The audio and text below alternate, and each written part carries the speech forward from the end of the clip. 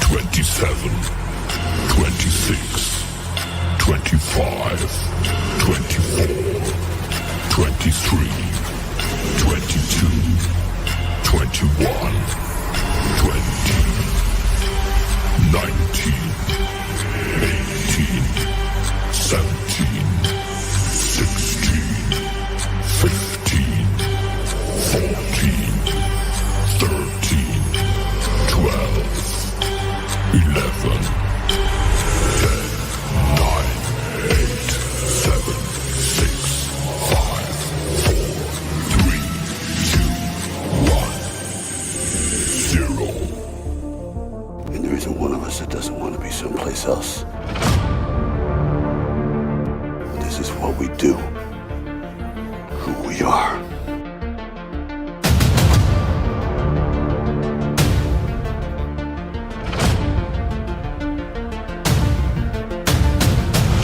Survive a war, you gotta become war.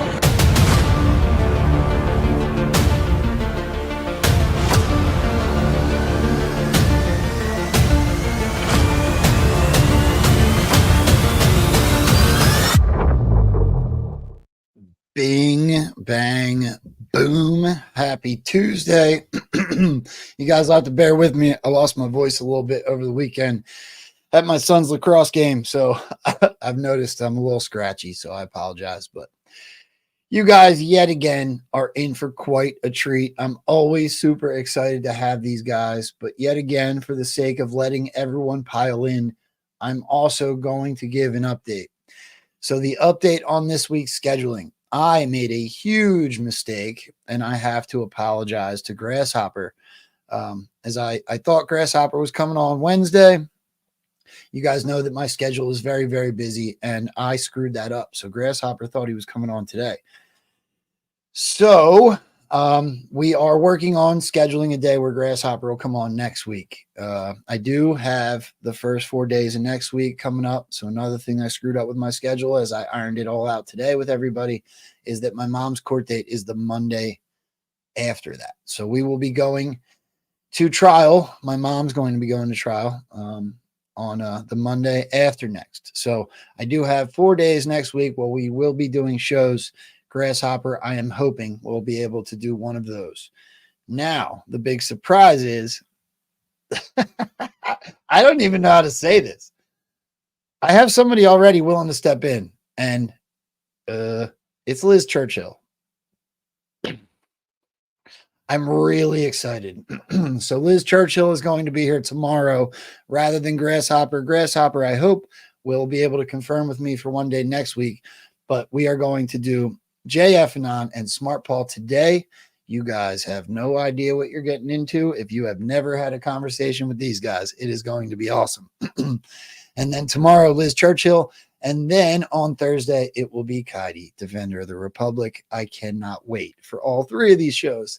So let's get this one started first and foremost. Let's talk to my friends. A chance to talk to my friends. These are my friends. Freaking love that clip. Smart Paul, what's up, buddy? I'm alive still.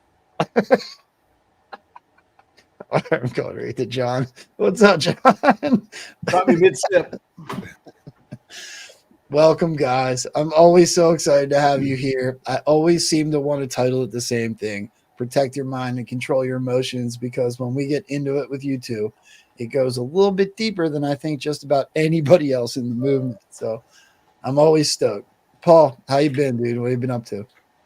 I feel like crap today. They're doing fun stuff to us. But other than that, it's just, we're kind of just hanging out and waiting for timelines. Yeah.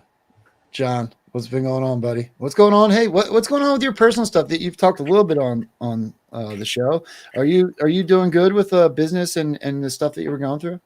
Yeah. The litigation stuff, it's all bullshit anyway. Disgruntled employee makes a spurious claim and they get the EEOC involved. And anyway, for the viewers that didn't hear the story, one of my employees in Texas said he was religiously discriminated against. He's Catholic. along with pretty much the entire. And I don't know this officially, right? But they're all Catholic down there. So it's just a bullshit claim, just to fuck with us. So yeah, that's good. That's that the lawyers are handling that. So yay. But Joe, we've got a problem. I would think you'd be able to see this. Here are the M&Ms. Now, we signed that rider, and we discussed this. Do you see the brown M&M in the middle? That's dark orange. This is racist, bro. It's brown. Shades of Van Halen are coming to my mind at the hotel in Oakland. Yeah, no, Berkeley. Berkeley, yes. You know why they did those riders, right? Not because they cared about the M&Ms, but they wanted to make sure the bands were reading through everything, or the management, the venues, whatever the fuck that meant. Yeah. Whatever. So the brown M&M sounds very racist. Are you a racist, sir? No. I'm just all about the House of Orange and Q. That's what the orange and yellow. Brown is just brown is dark orange. Orange man's bed. What's that? We've been taught Orange Man bed. Orange Man, awesome. That's what I think. Dark orange is even better. So somebody sent me this candle, and I don't know who. Let me blow it out so I don't spill it everywhere. There was no note with it. Hookers and blow. Another bad ideas. It does kind of smell like a strip club. I mean, yeah. It's not a good thing. No, it's not. No. There's a reason some of the girls carry towels around. Oh, gross. You guys got to tell me now, because I'm all thrown off. What direction do you want to go first? You want to talk about presidential immunity? Yeah. I definitely want to talk about that. Well, okay, so let me start with this. Let's do it. When you guys told me you wanted to talk about that, I instantly went back to my clips on Trump. So I think this first one might even throw a monkey wrench into what you guys, the direction you want to go, but that's how the show goes. It's free flowing. So listen to this. So this was Donald Trump coming out of court and addressing the presidential immunity thing. So, but I picked up on something very weird in this one. Let's take a listen. Horrible message. He has no idea how to message. He can't speak. He can't put two sentences together. He doesn't know what to do. This is not our president. This is somebody that shouldn't be doing what he's doing because he can't do it. He can't do it well. Now, I'm going to play this again. Does Donald Trump say or our? Listen to the one word I'm listening to, because I am torn. If I listen to it and I try to hear our, I hear our. If I listen to it and I hear I hear I want to hear what you guys think. Listen to this again. Horrible message. He has no idea how to message. He can't speak. He can't put two sentences together. He doesn't know what to do. This is not our president. This is somebody that shouldn't be doing what he's doing because he can't do it. He can't do it well. We're having protests all over. He was talking about Charlottesville. Charlottesville was a little peanut, and it was nothing compared. And the hate wasn't the kind of hate that you have here. This is tremendous hate, and we have a man that can't talk about it because he doesn't understand it. He doesn't understand what's going on with our country. It could be either. I think it's intentionally vague. Do you remember when he said Pfizer? Yes. I think it's meant to be vague. I don't know. I mean, it's hard to be definitive about that one. I think. Go ahead, Paul. You got something? I think it could be either. It could also just be totally unimportant. It could be the kind of thing that eats a minute of everybody's podcast. Yeah. I don't think anybody else. To be honest, I listened to that once when it happened. That was like a week or two ago. And I didn't pick up on that. I just happened to watch it this morning. I'm like, what the hell did he just say?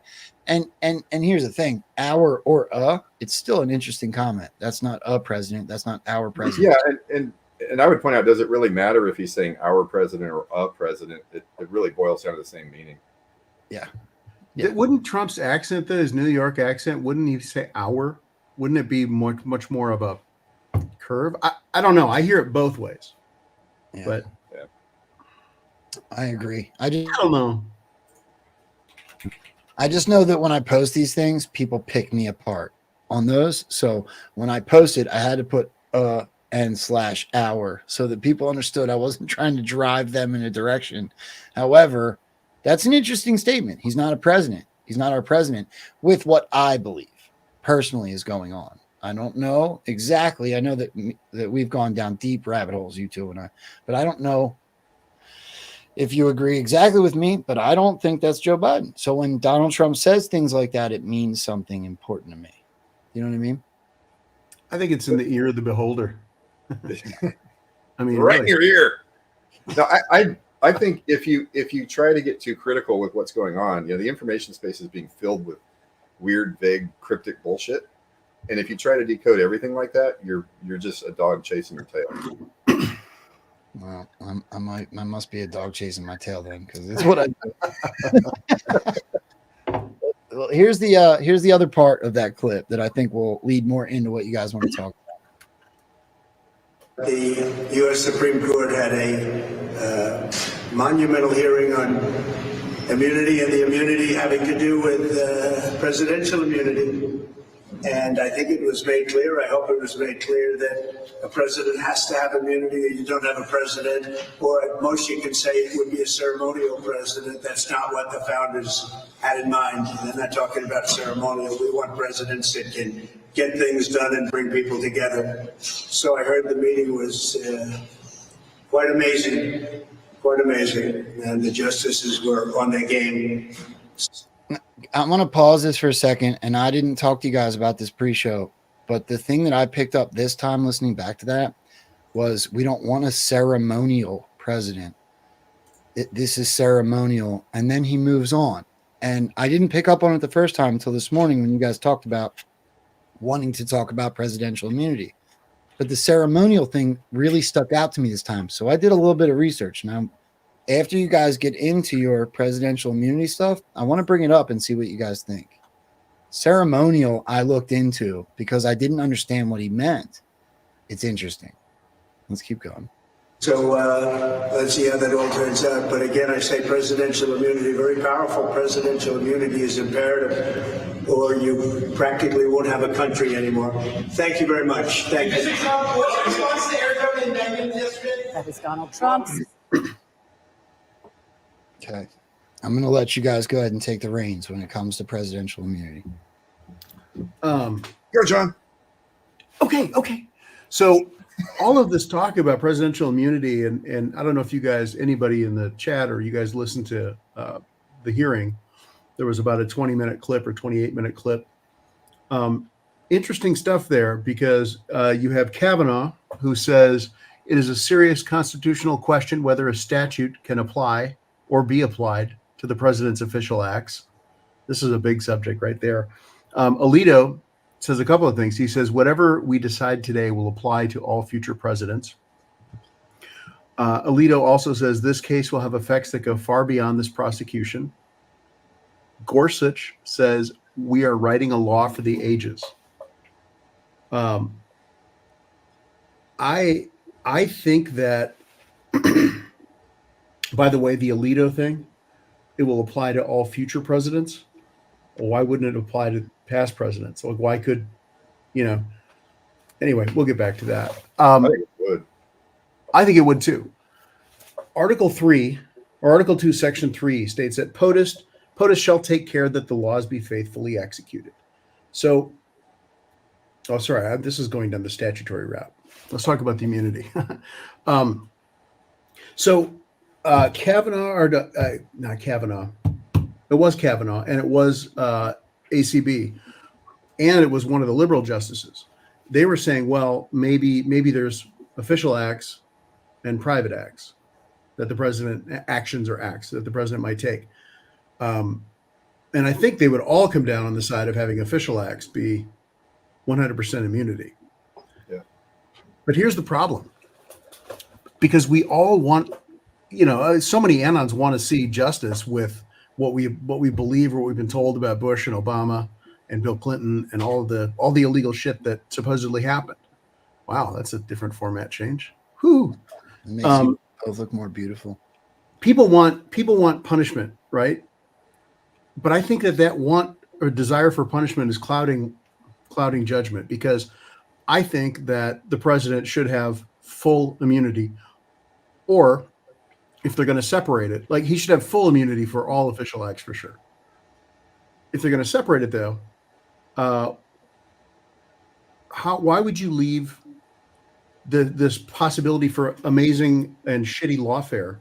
Because the fight will then no longer become, well, did the president commit a crime? It's going to be, the first question is going to be, well, was this an official act or a private act? Yeah, basically it opens up a slippery slope that can never be won. It's just going to be a mudslinging fight. Yep. And what I would also point out is that Congress can impeach a president for anything that they determine is against the United States. That's already there. That's not an issue. Yep. So, for impeachment, there is no immunity. Right. So why do we need a ruling on immunity that would weaken the presidency when impeachment is already there as a pathway? If Congress, basically, if the House believes the president has done something that's bad, they can impeach him. And that isn't an issue with this case. So that's already there. There is a legal pathway regardless of how this rules. Right. But there's a second element there that's really important. The Senate has to vote to convict by 2/3. Right. And so that's an extremely high hurdle. And so I think, well, if I could write the justice's opinion, I would come down and say presidential immunity for official acts, 100% full immunity for that. For private acts, or for any possible thing that the president may be prosecuted for, a former president, it would have to be, he would have to be impeached first, impeached and convicted, both legs of that stool. Well, and also kind of what I'm saying is that Congress, House and Senate, can determine that anything private or official can be considered a bad act by impeaching them. Yeah. So we don't need any modification on full presidential immunity to have a legal pathway where a president can be convicted of a crime as far as Congress is concerned. Yeah, I mean, I think that Congress should be the look. Congress is the only party that can impeach the president. A DA from Fulton County can't impeach the president. Congress has that power, and so to determine whether or not an act was public or private, or to impeach to determine whether an act might be public or private, should really be, that's Congress's purview only. Yeah, it should be part of the impeachment. Right.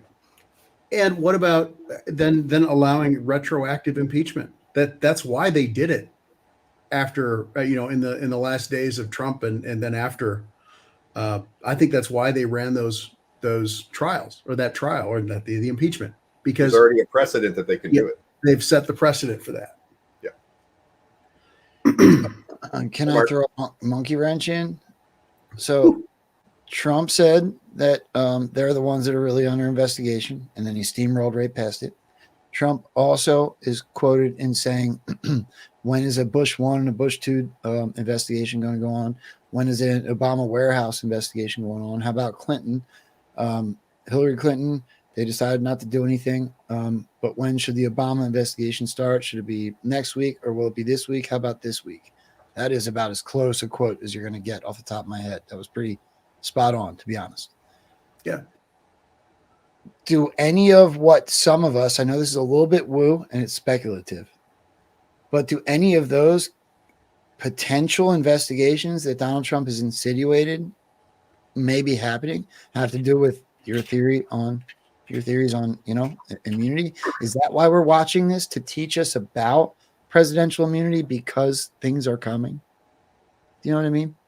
Yeah, I think so. I think if the justices were to, I think it's highly unlikely they're going to say blanket full immunity for everything. But I think they're going to limit the ability to prosecute a former president. It has to clear a congressional hurdle first, the impeachment and conviction process. That's what I think. Because to me, it makes way more sense to do it that way. Thank you. I was getting a little big there. The only reason I do that is because when I put these comments up, it like messes with the screen, and I love interacting with the chat. Hey, Mark Vegas. I know. Mark. Love Mark. I don't know. I mean, anybody in the chat, I'm curious to know. As much as people might want to see former presidents punished, Wouldn't they have to be retroactively impeached first, like a Bush or an Obama? Wouldn't they have to go and have it in front of Congress? So was that the reason that they tried to impeach Trump after his presidency? Yeah, that's why they did it. Right, and the Democrats did it, so they can't argue about it. That's a boomerang, huh? Yeah, I wouldn't be surprised if they say no, the president has full immunity, and then when we get the Congress switched out, they go back to a bunch of presidents and just impeach them for all sorts of shit. Just impeach the shit out of all of them. Yeah. I love that prospect. That would be crazy. It really would. That's pretty much what I'm expecting. Yeah, I think the whole like to me, this whole idea that, first of all, how does a former or a federal, I can't even talk this morning, how does a Fulton County DA have any authority at all? I mean, yeah, it happened. The supposed bullshit happened in Fulton County, but how could you possibly even think that that's legal? It's just not. No, they're doing it to Trump, and then if they continue to allow that bullshit, then you're going to have it happen to both sides.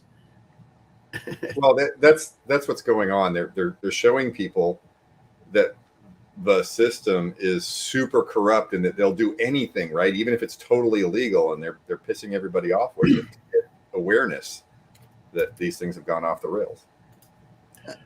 Fire Innate just said, I don't understand that. What specifically? I was going to type it out, but I can say it a lot easier. So what specifically about the immunity or the...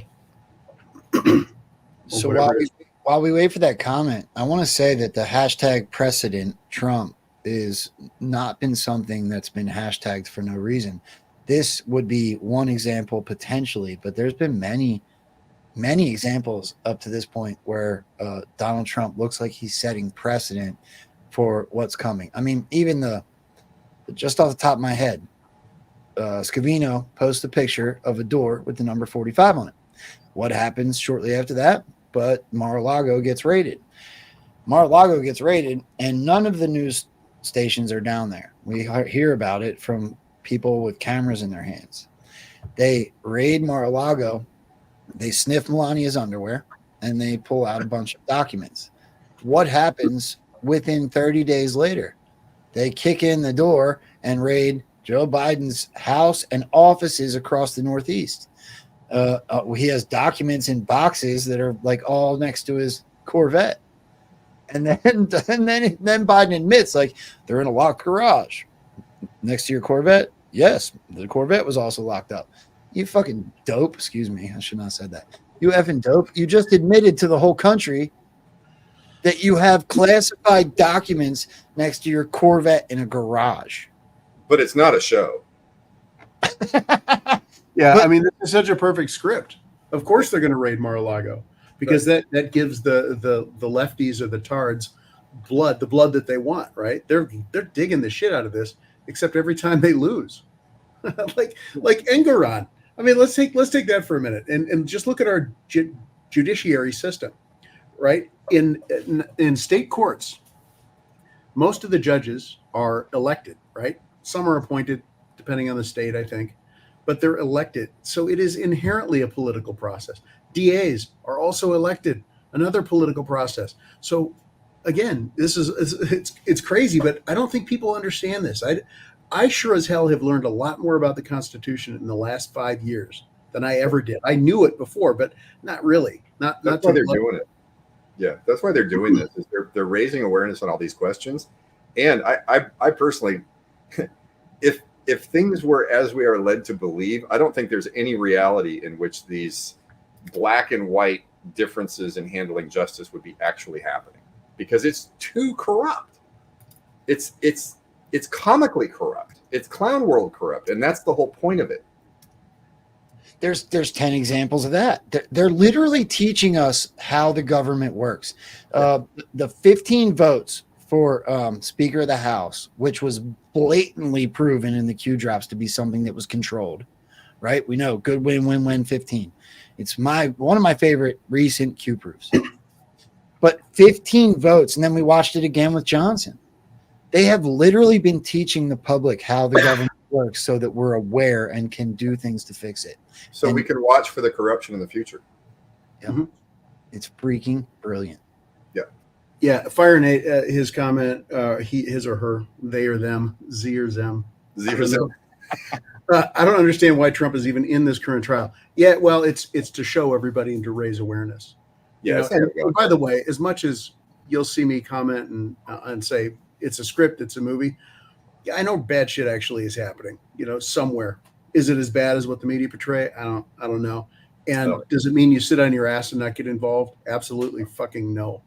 So I want to be really clear on that. Just because there's a script going on and we say enjoy the movie, enjoy the show, right, doesn't mean that there isn't a need to be involved. Which, by the way, Trump may actually be arrested and thrown in jail and maybe convicted. But guess what? I think if he's arrested and thrown in jail and convicted, I think it will be overturned. Yeah, for sure. So I think in the long view of things, Trump's going to come out of this thing looking like the martyr who was resurrected, almost like the second coming of Jesus. And see, a lot you're going to make everybody a lot like the movie White Squall, right? Yeah, exactly like the movie White Squall. Amazing how the theme just keeps reappearing. What are the odds that it all works out so perfectly? I don't know. How about 0? You guys are going to make me play the White Squall trailer. Oh God. Do it. It's awesome. Do it. See, now we totally distracted him.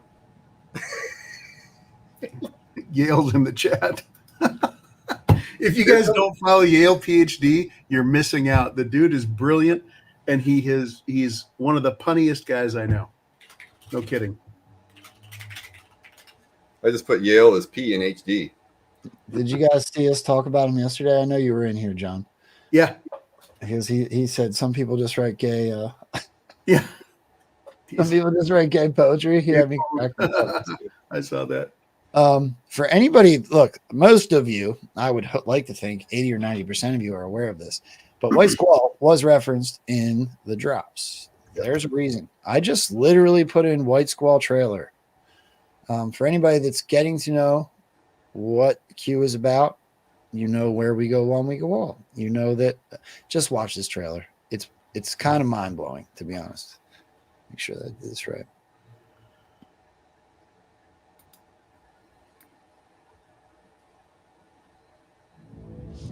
National Weather Service says white squalls are a meteorological phenomenon of the imagination. What do you say to that? What happened to my ship was not imagined. It was not a dream. No, it was not. It was a nightmare. The Albatross was my ship. The Ocean Academy was my school. Here's Dr. Alice Sheldon. I teach math and science. Some of you already met Mr. McRae. He teaches English. When do we get to meet El Capitan? Maybe he's getting his wooden leg waxed. Whoa. The ship beneath you is not a toy, and sailing's not a game.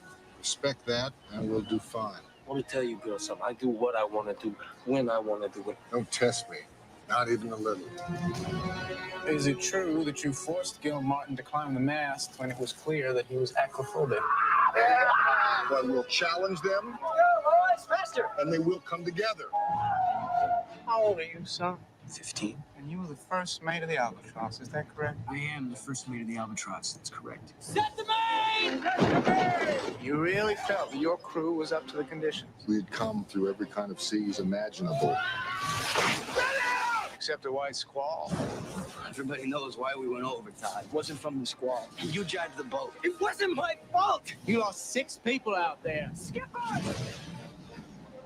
I never saw it coming. Yes! People died. From Hollywood Pictures. They just want somebody to blame, to be accountable. I'm accountable.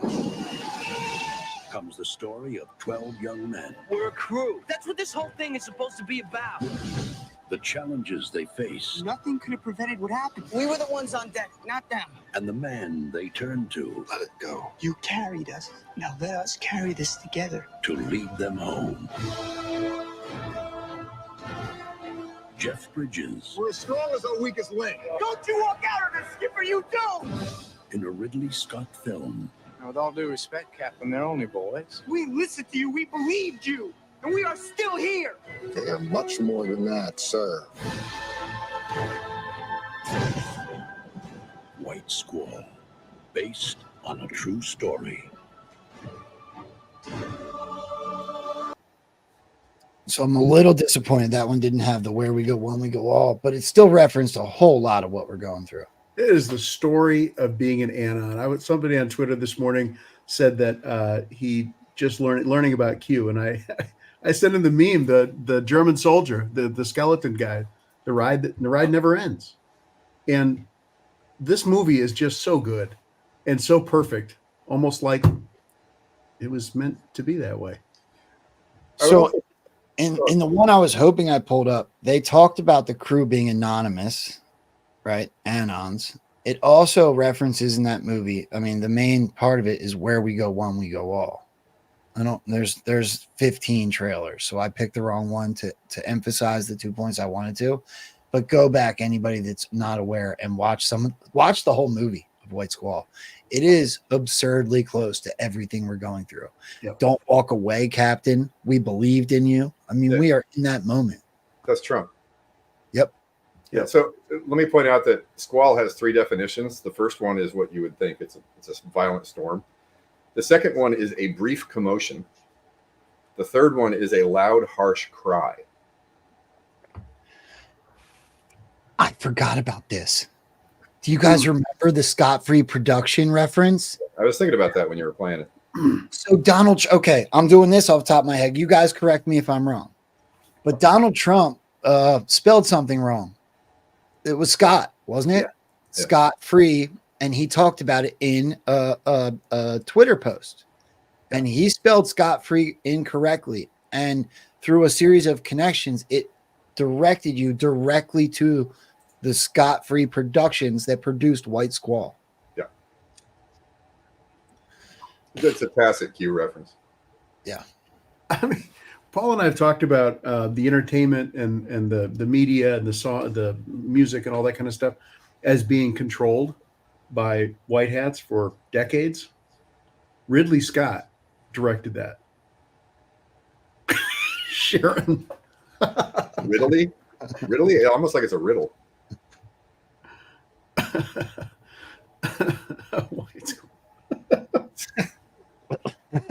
You're looking at my squall? That's funny. Oh my God. That's racist. Do you remember that in that first clip or second clip that we presented, he talked about ceremonial role of the president? So when I did nothing but a first page Google search, this is what it said. What is the ceremonial role of the president? Head of state, teacher, background information. The president of the United States is tasked with attending state events and receiving foreign dignitaries in Article 2 of the Constitution. This is a capacity is referred to the president's role of the ceremonial head of state. I found it super interesting that it again referenced Article 2. Trump's been spotlighting that like crazy, whether anybody understands it. Yeah, I think they're trying to get people to read the Constitution. Yeah. Because when you read the Constitution, you find out stuff that's a little bit different than what you thought. And, by the way, it's a little bit different than what a lot of the pundits are spraying out there. And a lot of the content that's being sprayed out by people who are perceived as knowing better is just wrong. Yeah, like the Smith-Munt stuff. Yeah, like the Insurrection Act and Posse Comitatus. Ooh, let's talk about that, actually. You lost audio. Yeah, I brought it back. That was my bad. So, but also the fact everybody believes is a fact because there is a spot in the Constitution that says, and there was a reason it happened, that a president only gets 2 terms. And we've discussed multiple times on this show, especially with you two guys, that it is very possible for a president to potentially have more than 2 terms. Yeah. Mm-hmm. It's possible for the president to do a whole lot of shit. It's possible for the president to do anything. The only recourse is impeachment. Well, good, John. What did you want to get into? Posse Comitatus, and which is the big one, right? That's the one where everyone's saying, well, the president can't use the military domestically. By the way, Sharon, take a moment. Where are you from, by the way? I'm just curious. Yeah. I'm wondering too. So you're I looking for a would date? guess UK, but where in what county? You don't have to say what. I'm just curious. So Kavanaugh's question in that hearing, or the statement, he said, it is a serious constitutional question whether a statute can be applied to the president's official acts. This is exactly right. It can't. It cannot. It can't. Congress It can't absolutely change cannot, the constitutionality of the president. Yeah, I mean, you've got the three branches that the only power that one has over the other. None of the branches can restrict core powers. Well, if commander in chief of the military is a pretty fucking core power, I think. So how can you have a statute say that? Well, the president can't do that in this one instance. Yeah, it's not constitutional at all. It's never been in front of SCOTUS before. I actually think if they rule and they rule in a certain way and their wording is in there, they might just say, look, statutes just don't apply. You can't. Yeah, wouldn't it be funny if that's the reasoning that comes out of this immunity clause? Sharon's from Texas. Because you know what? Sharon's from- Ron? What? The entire body of law, other than the Constitution, is statutory law. None of it can apply. Right. Presidential acts. Q Storm 412 referenced Drop 2460 in quotes, or in response to chaos associated with the protests and mob action. Article 1, Section 9 of the Constitution states the privilege of the writ of habeas corpus shall not be suspended unless, when the cases of rebellion or invasion, the public safety may require it. Right. That's congressional. Article 1 is all the legislative branch. So it wouldn't, I mean, that I'm not sure that certainly doesn't limit the president, obviously, right? Yeah. But I'm just making note of it. Well, also, I mean, look at in the case of insurrection or war, essentially, the president could do whatever he wants. So that would be a green light, even with that paragraph. Well, okay. So this seems like a good time to play this before you guys keep going. I think that I've played it for you guys before, but I'm going to do it again. 2, where I have the right to do whatever I want as president, but I don't even talk about that. It's a thing called Article 2. Nobody ever mentions Article 2. More importantly, Article 2 allows me to do whatever I want. Article 2 would have allowed me to fire him. So it sounds but like I wasn't going to fire. You know why? Because I watched Richard Nixon go around firing everybody, and that didn't work out too well. So very simply, Article 2 would allow me to do. I could have done anything I wanted. I don't even bring it up because we don't even get there. Absolutely, I have Article 2. It gives me all of these rights at a level that nobody has ever seen before. We don't even talk about Article 2. So, they rule no collusion, no obstruction. Yeah. I mean, all kinds of power. Trump's own words. All the president has to do is believe that there's a threat of war, and the president can do whatever he wants. The only recourse is impeachment. Mm-hmm. Especially if it's, look, this is speculation, but I think it's highly educated speculation, especially if there's proof of interference with elections, if there's proof of a bioweapon or chemical attack. He told us how many times we're at war. He told us how many times he's a wartime president. He said there's never been an attack like this. I could go on. The quotes from Donald Trump telling you what's happening have come. I mean, there's tons of them. It also gets weirder when you realize that any previous president could have done anything and we just wouldn't even know about it. And that's why we're watching a big show. Go to, I put it in the private chat, Joe. It's Drop 22. Put that up. Because this one's really interesting if you read it and you're thinking in a certain frame. What former president used the military to save the republic and what occurred exactly? Biggest drop to ever be provided on poll.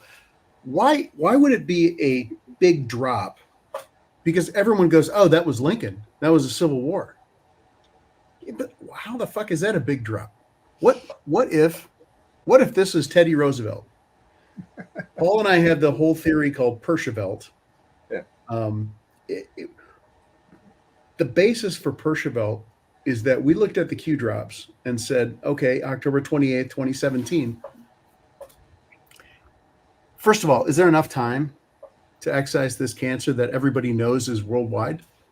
There's not even enough time to plan it. No. So this had to have been going on long before. Not only that, why would, if this operation is as important as we all believe it is, and why would Q or the Q team or the White Hats or whatever you want to call them, why would they risk anything before dropping shit publicly? They wouldn't. They wouldn't. They had to have total strategic control at that point. If not full control. But right there tells you this is all a show. Yeah. The drops told us it was over before it began. Yeah. Yeah. Yeah. Everything you're seeing is essentially stuff that needs to happen to get to the end. I still believe that a lot of what we're seeing is, look, everybody talks about the Great Awakening. You got to wake up the next person. It's about red pilling. It's about getting people to wake up, right? I think that that's important. I don't think that it's everything. I am still of the belief that there's two other major parts, at least, that I can come up with. One is global ops, that we're still at war, potentially. I know you guys think that that might be over. I still believe that there's some things that are having to play out. That's the only reason I can make it make sense that there's still some kinetic issues, Israel, Ukraine, whatever. So I think that the battle's won, but certain things still had to be derooted type of idea. And the other one is that I do think that it's what we're watching is also a cover story so that the investigations that Donald Trump has told us were happening could happen without interference. Because maybe they already happened a long time ago. But Trump has told us many times, I don't know that it takes 4 years. I don't know that it takes another year.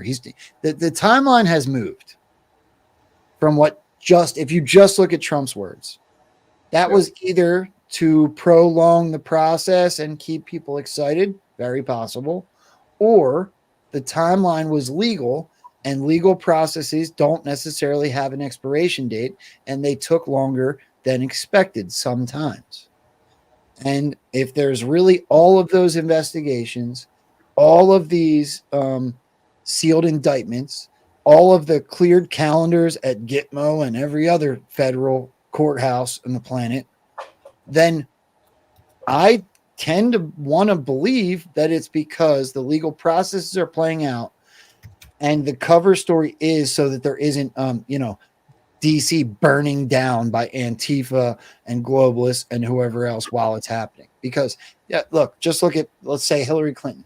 If Hillary Clinton was in court and everyone knew about it, what do you think would be going on outside of it?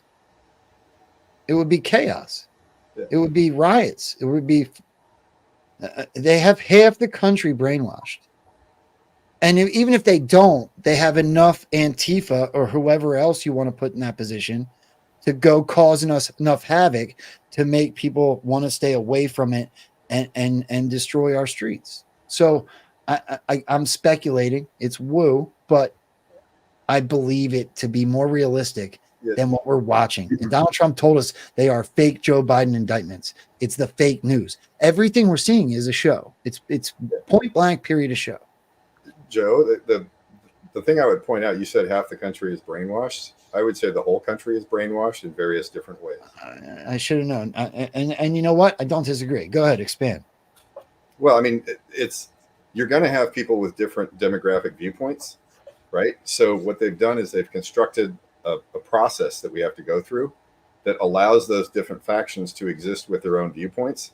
But the net result at the end is that disagreement was harmless, right? So if you want to distract people and slow them down and be able to hit your covert timelines, then you find a way to distract everybody while it's going on so that they're not causing damage. And that's exactly what's going on, is everybody's jumping up and down and saying a lot of stuff, but they're not burning down cities. So I was looking for the drop where Q mentions multiple prisons. I found one. I know there's another one because Paul, wasn't the drops? Didn't it talk about 3 prisons?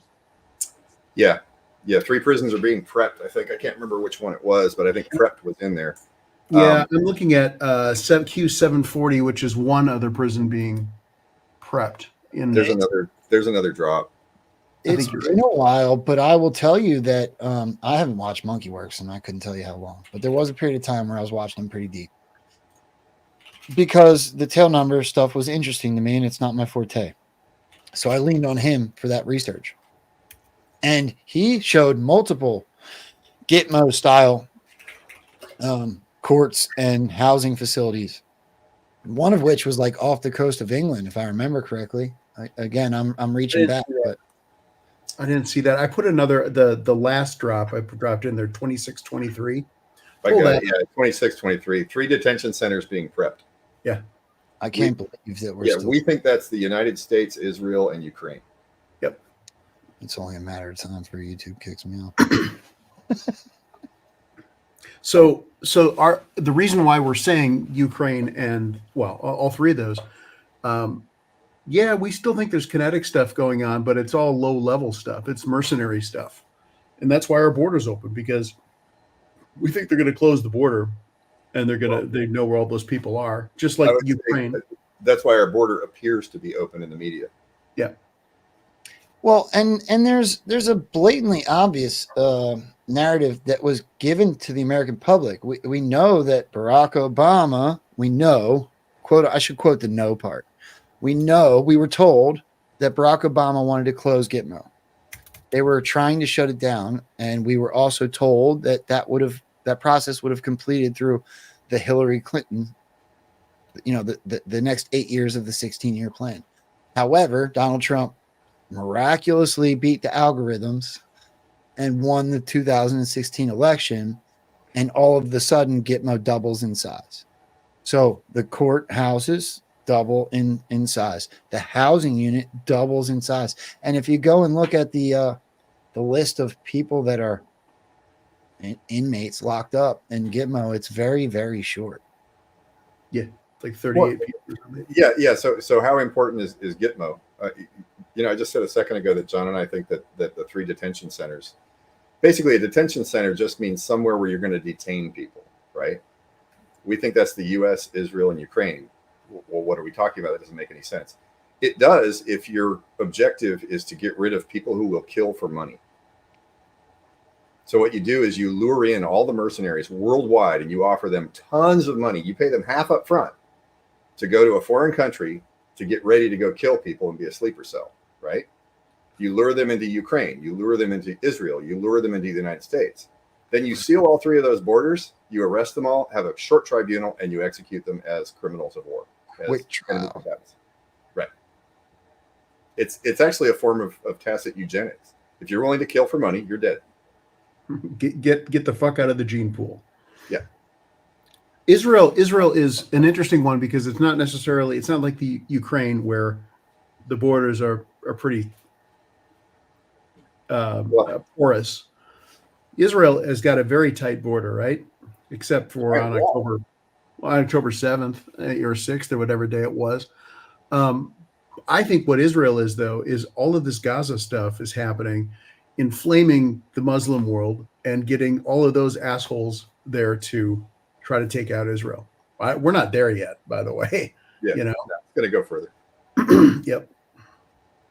And you got Belarus to the north of Ukraine. You got Russia to the Russians to the south of Ukraine. You've got Transnistria on the eastern border, and then you got Poland and NATO right there. I'll bet you can't get out of Ukraine without. If you're a mercenary, you're not leaving. You're not leaving. Yep.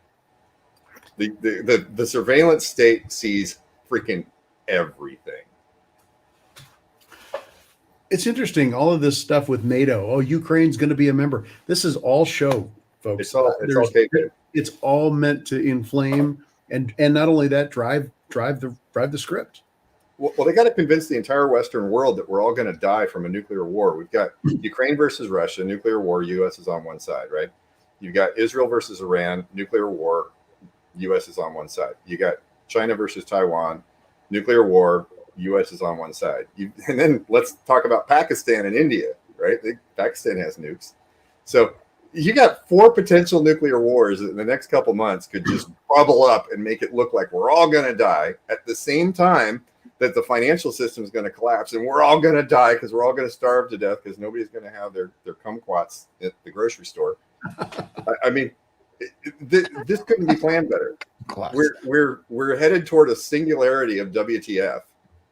There's no way this is an accident. This is a brilliantly orchestrated psyop to scare the living shit out of the entire population and get them to pay attention to when the problem's fixed. Have I asked you guys about this came up yesterday and it made me think of you guys. John, I know you were there, I think, but the very parallel mirror operation that's happening in Brazil. Mm-hmm. Is that a big tell to you guys as well as it is to me? They had their own shaman. I mean, really? That's just absurd, right? Yeah, they raided his house. Yeah. The QAnon shaman, their elections were stolen. They have an absolute revolution going on. People in the streets. Yep. I mean, he even hung an Israel flag, which is difficult for a lot of people to see. You have to. I still struggle with the Israel thing. That's why I don't typically talk about it very much.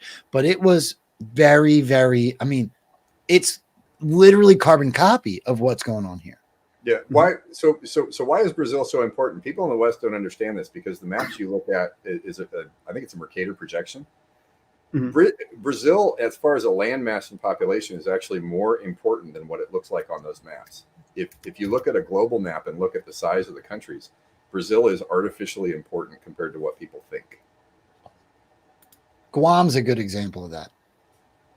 Strategically, it's the most strategically placed piece of land on the planet. If you look at where Guam sits, we own Guam as it's not a state, but it is a territory. It's a U.S. territory. Yeah. It's Asian. If you look at the billboards in Guam, the top half of it is written in, I don't know, Chinese, something similar, and the bottom half is in English. The whole top third of the island is a U.S. military base. Yes. And it literally looks at the whole East Coast of what would be the East, China and Russia and everybody else that's over there, Taiwan. I think that what you're saying is very similar to what I'm talking about with Guam. I just hope it doesn't capsize. That's the big concern I have with Guam. Yeah. By the way, there is no real world in which a member of the Congress would think that an island could capsize. Right. Nobody's that stupid. Nobody is. Nobody's that stupid. Wait, what? Wait, what are you talking about with Guam capsizing? Who said that? What did I miss? Yeah, who was it, John? I don't remember the guy's name. One of the congressmen famously said in an interview or something like that he was afraid that Guam was going to capsize because all the people would go to one side of it or something. It was something completely retarded. Hank Johnson from Georgia said it. He's concerned it was going to capsize. What is it? Hang on a minute. California breaking off and floating off the sea. Yeah, nobody's that stupid. It's part of the script. They're basically convincing people that the politicians are that stupid. They're not. I put the link in the private chat, Joe. The YouTube one. That's worth watching. I mean, I think it's a short clip. Yeah, it's 2 minutes. Let's watch it. Oh my gosh, you got to be kidding me. This is a island that at its widest level is 12 miles from shore to shore, and at its smallest level or smallest location, it's 7 miles between one shore and the other. Ridiculous. Is that correct? I don't have the exact dimensions, but to your point, sir, I think Guam is a small island. Very small island and about 24 miles, if I recall, long. So 24 miles long, about 7 miles wide at the least widest. Narrowest? On the island, and about 12 miles wide on the widest part of the island. Hold on. Anybody from Georgia? You just said the same shit. Anybody should be ashamed of themselves. Well, we are led to believe that the voters voted this guy into office. There's no way. It's impossible. There's no reality where this would actually happen. This is a show. And I don't know how many square miles that is. Do you happen to know? I don't have that figure with me, sir. I can certainly supply it to you if you'd like. Yeah, my fear is that the whole island will become so overly populated that it will tip over and capsize. We don't anticipate that.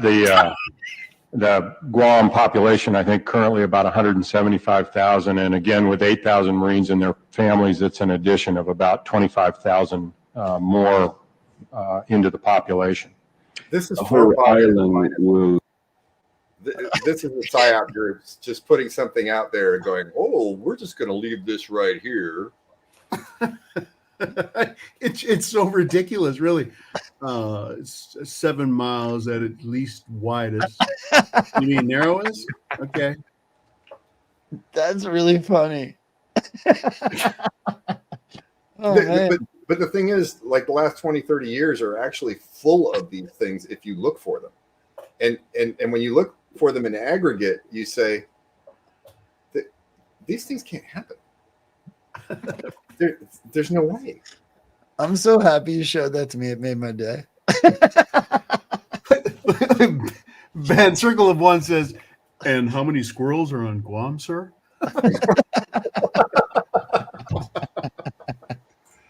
Oh, that guy got voted for. You just can't make this shit up. You can, actually.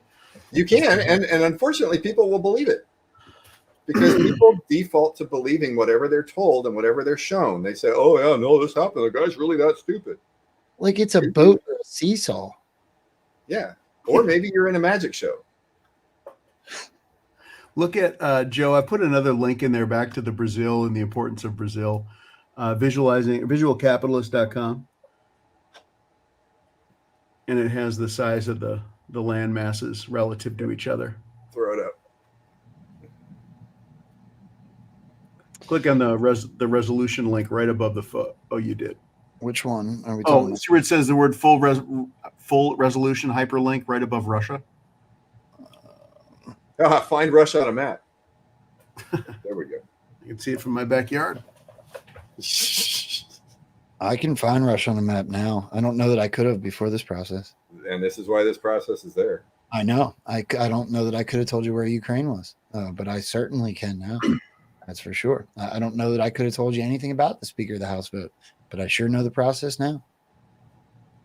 I just threw that link in the chat if you guys want to go there. I mean, Brazil is number 5. It's larger than the United States. Interesting. Yeah.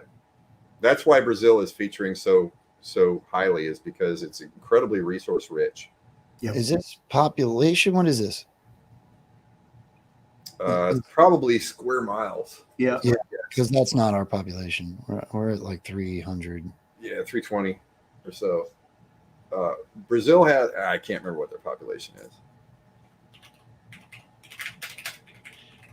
Interesting. Yeah, because I'm sorry. 203 million. So it's larger than the United States and has about 2/3 the people. But that's a huge number of people. Yeah. So that makes me want to ask you guys about what was the one that basically did have the coup, where the military stepped in and Indonesia, Philippines, Bangladesh, wasn't it? Myanmar. Yes. Myanmar. Yes. Yep.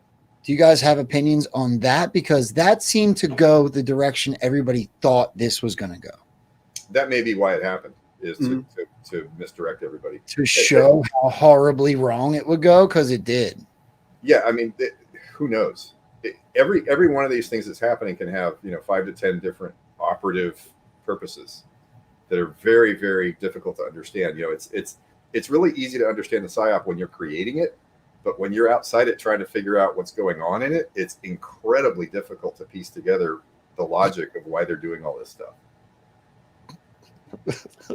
Chinese illegals make capsize. So good.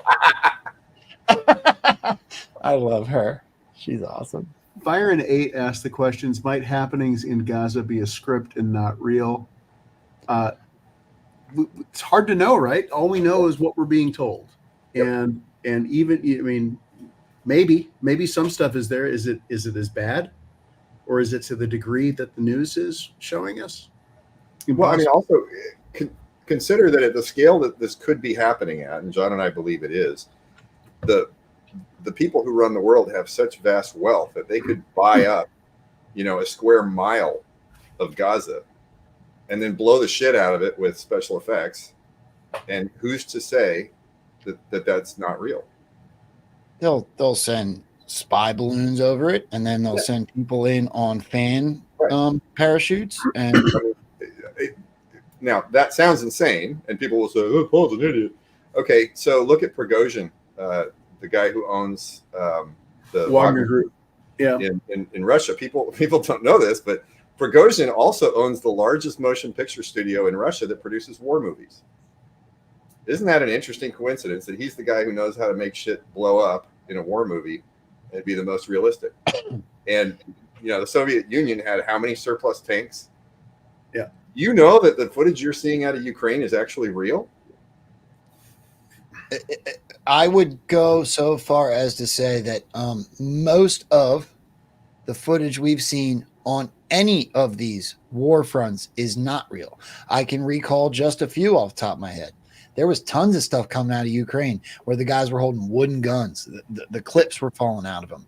CNN was standing there walking down the street where there was what? Magazines. Yeah. Was it a magazine? Gun people hate that. Yeah. Oh, yeah. The magazine.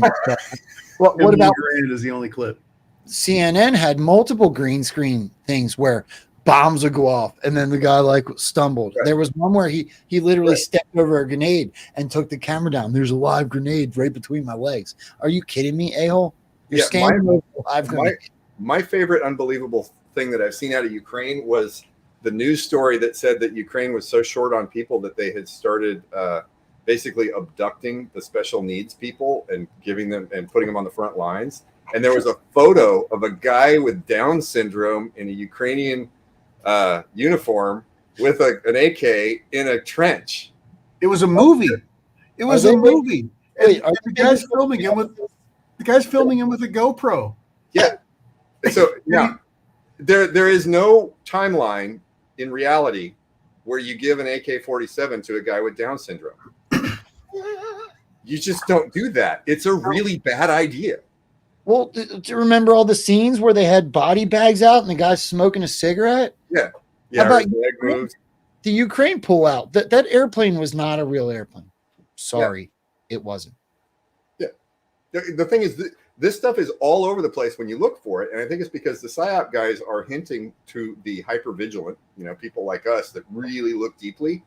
And they're saying, don't worry. This is all bullshit. But then everybody else, 99% of the population goes, oh, no, did you see? They're recruiting retarded people in Ukraine. Did you? Yeah, I stepped on you guys when I said this before, but do you think that was a troll on all the autists on the boards? Everything's a troll. This whole thing is a troll. Joe, I threw another fun clip. It's a very short clip in the private chat. Okay. Folly reminded me, you don't give a Down syndrome person an AK? Oh, God. You're going there? I'm going there. It's so good. The hate mail. So everyone knows I have not seen this clip. There's no hate. There's no hate. It supposedly happened. Okay. This is so transphobic, I can't even contain myself. Transphobic. I freaking love hanging out with you guys. By the way, I've been doing a count. In 1 hour, we dropped 4 F-bombs. Let's try to do better on the second hour. Only 4? That's all I counted, but it was I've said the first on the record. I said freaking. Yeah, John got us 3 times. I got us once. Oh, I got 3.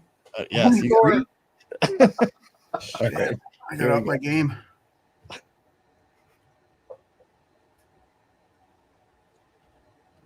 This is so great. Hey, Lenny, yo, bite, don't come bite. Hey, no.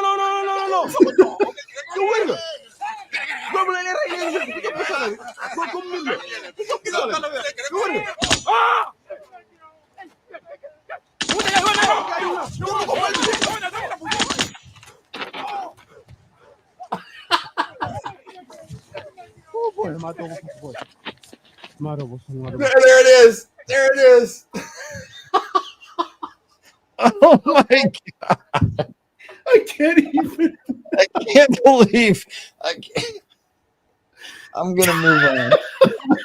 So wrong. That is. I'm going to move on and act like you didn't just parallel people with autism, the monkeys with God. Everything. No, I'm not drawing a parallel between that. I'm just saying neither very different parties should have an AK-47. People are asking for that link. I'm going to put it up. I'm going to give everybody the link. That was really funny. Yeah, I mean, going back to the original point, how many people believe that it's possible to get elected to Congress if you believe an island can capsize? I mean, what did that guy serve another term? I'll bet he did. I mean, anybody running against him just has to show that as his whole campaign platform. Just has to show that one clip, and the guy is unelectable. Dude, that fucker is still in Congress. So here's my question: which one is more ridiculous? If a member of Congress is asked, "Please define what a woman is," and they can't, or that?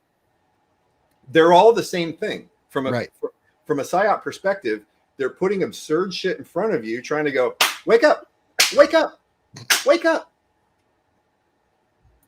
Yeah, that's absurd. I did drop the link to that monkey with a machine gun in the chat. Just so there's documented proof that happened. So unless you guys have an immediate direction, I wanted to play one more clip and get you guys feedback on it, and then I was hoping to go in that Zoid direction, if you guys are cool with it. Yeah?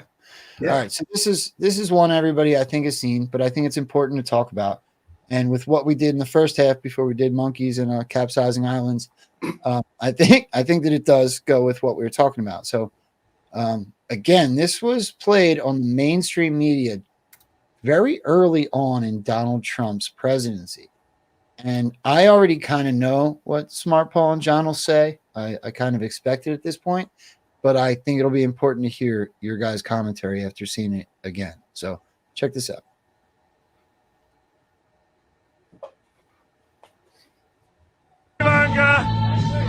Happy birthday, Eric!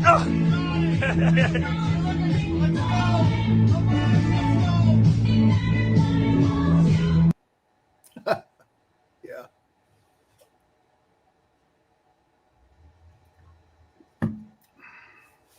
It's not like he wants to make sure everybody sees him holding a big red folder. Is enormous. I have the absolute right to declare a national emergency. And this president is not bashful in describing powers that go well beyond simple declarations.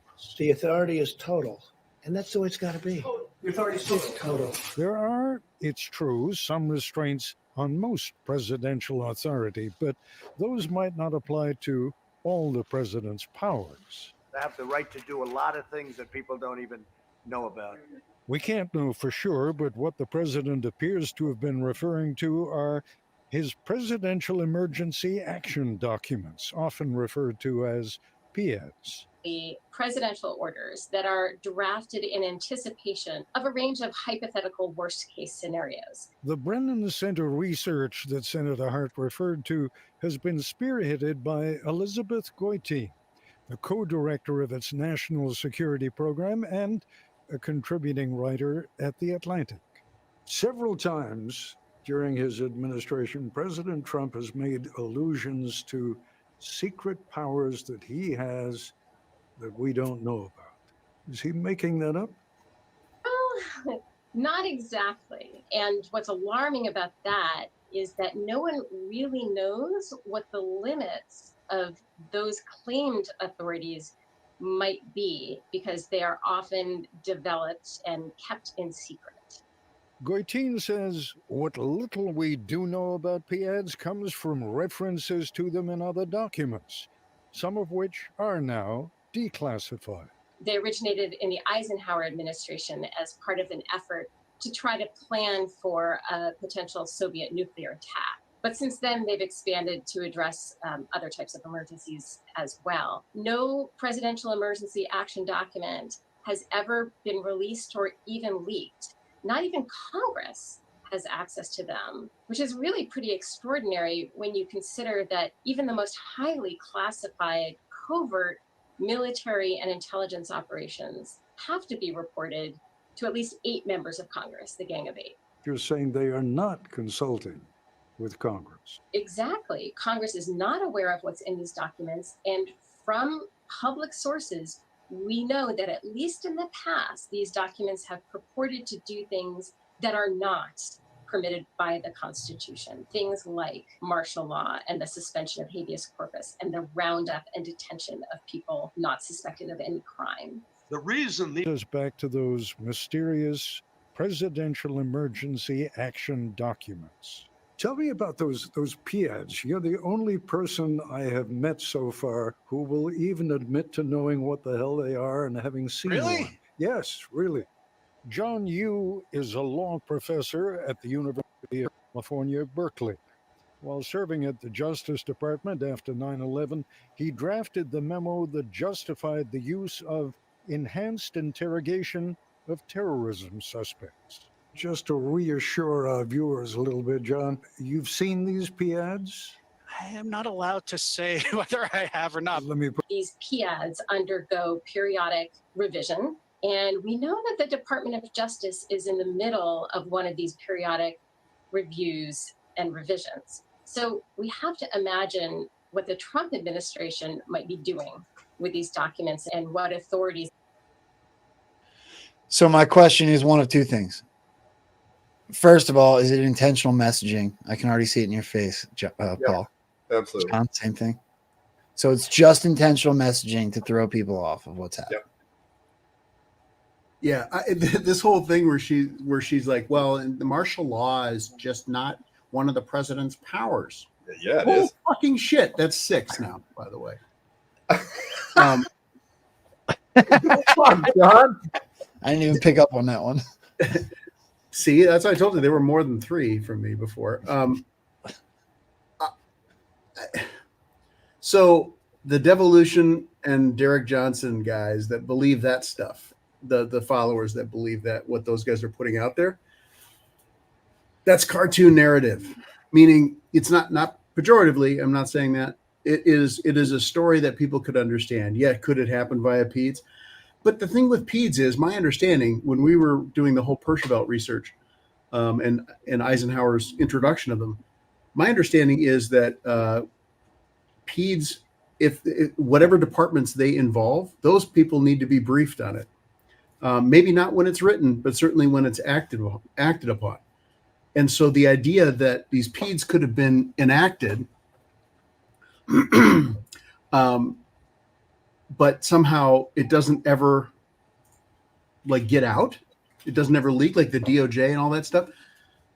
I don't buy it. I think what they're talking about, devolution and whatever Derek Johnson calls his thing, it's a way for people to understand it. But going back to presidential power and Teddy Roosevelt and that drop 22, we think TR, our Percival there, where you put the link in before, we think TR actually, it makes the most sense pattern-wise, macro pattern-wise, that it was TR that did that.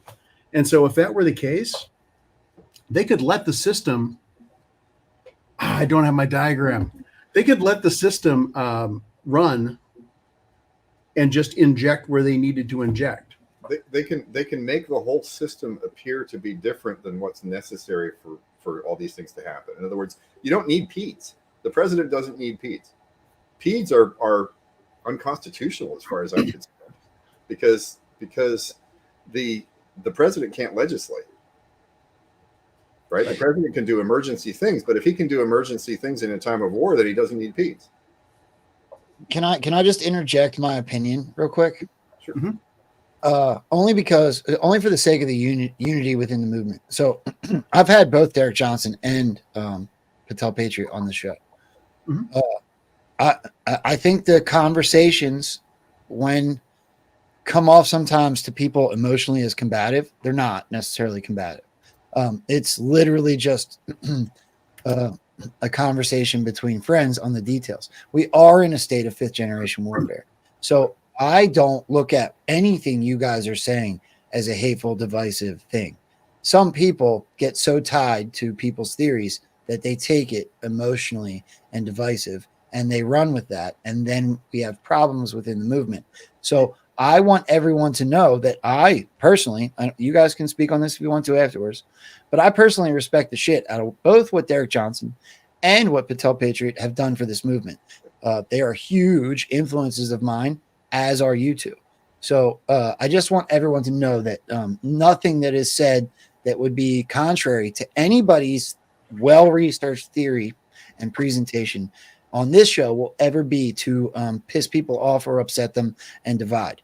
This is a show that is wants all of those ideas so that we can talk about and discern what we believe to be going on in an absolute state of 5th generation warfare, where any one of us could be wrong on certain details. So I just wanted to put that out there because, yes, theories are theories, and these guys are about as well researched as they come, along with the other two, and many other people. You know, Feisty Cat is one of my favorites. That girl is well researched.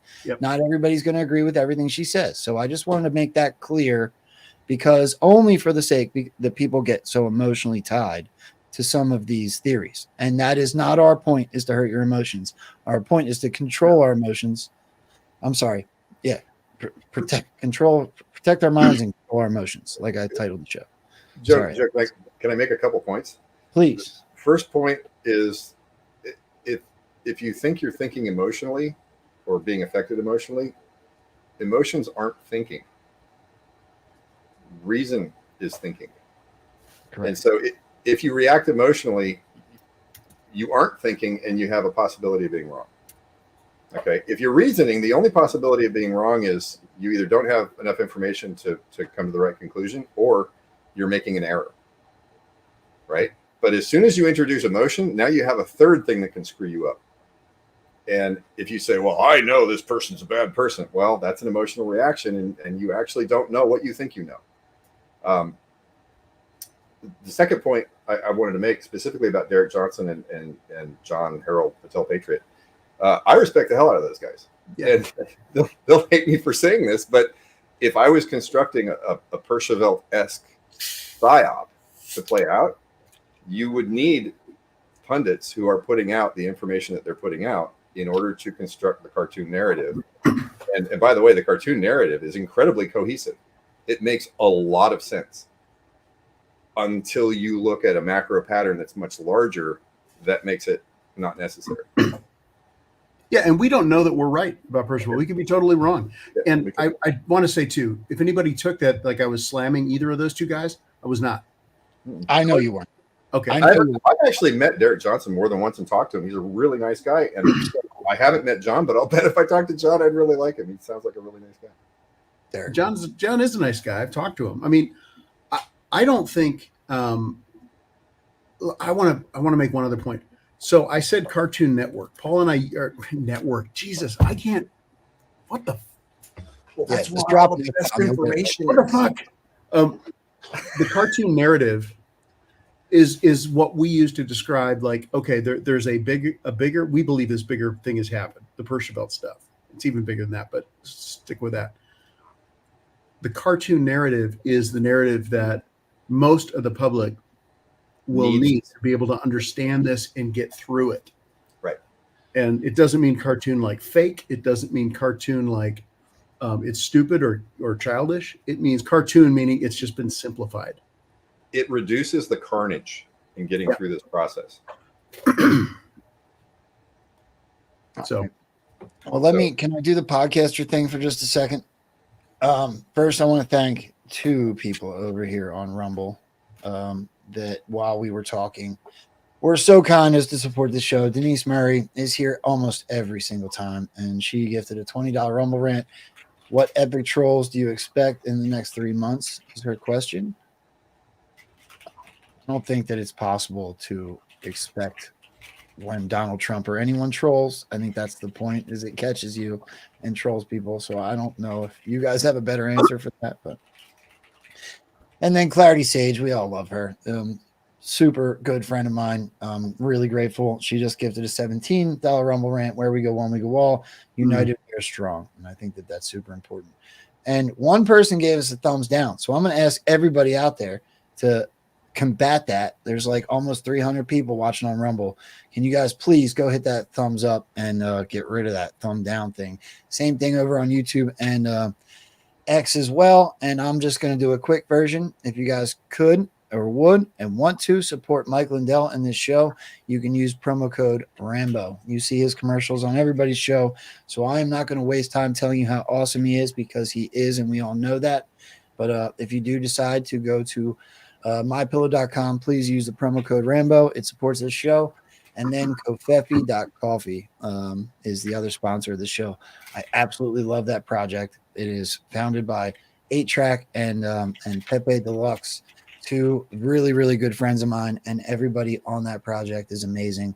I'm not even going to drop my link today because it's not so important you support the show as it is that you support the movement. So I would love for you to buy Rambo Roast, but there is a ton of great coffees on there. Please go support us that way. So yeah, if you could hit that positive affirmation on whatever platform you are hanging out on and you're enjoying this conversation, please do that. So hey Joe, let me highlight something. Somebody asked in the comments a really good question about Circle of One said, do we want to be right or just feel right? And I pointed out that being wrong feels exactly the same as being right.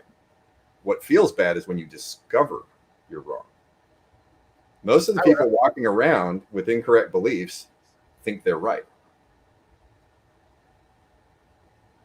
Yeah, I would even argue that if you find out you're wrong, okay, move on.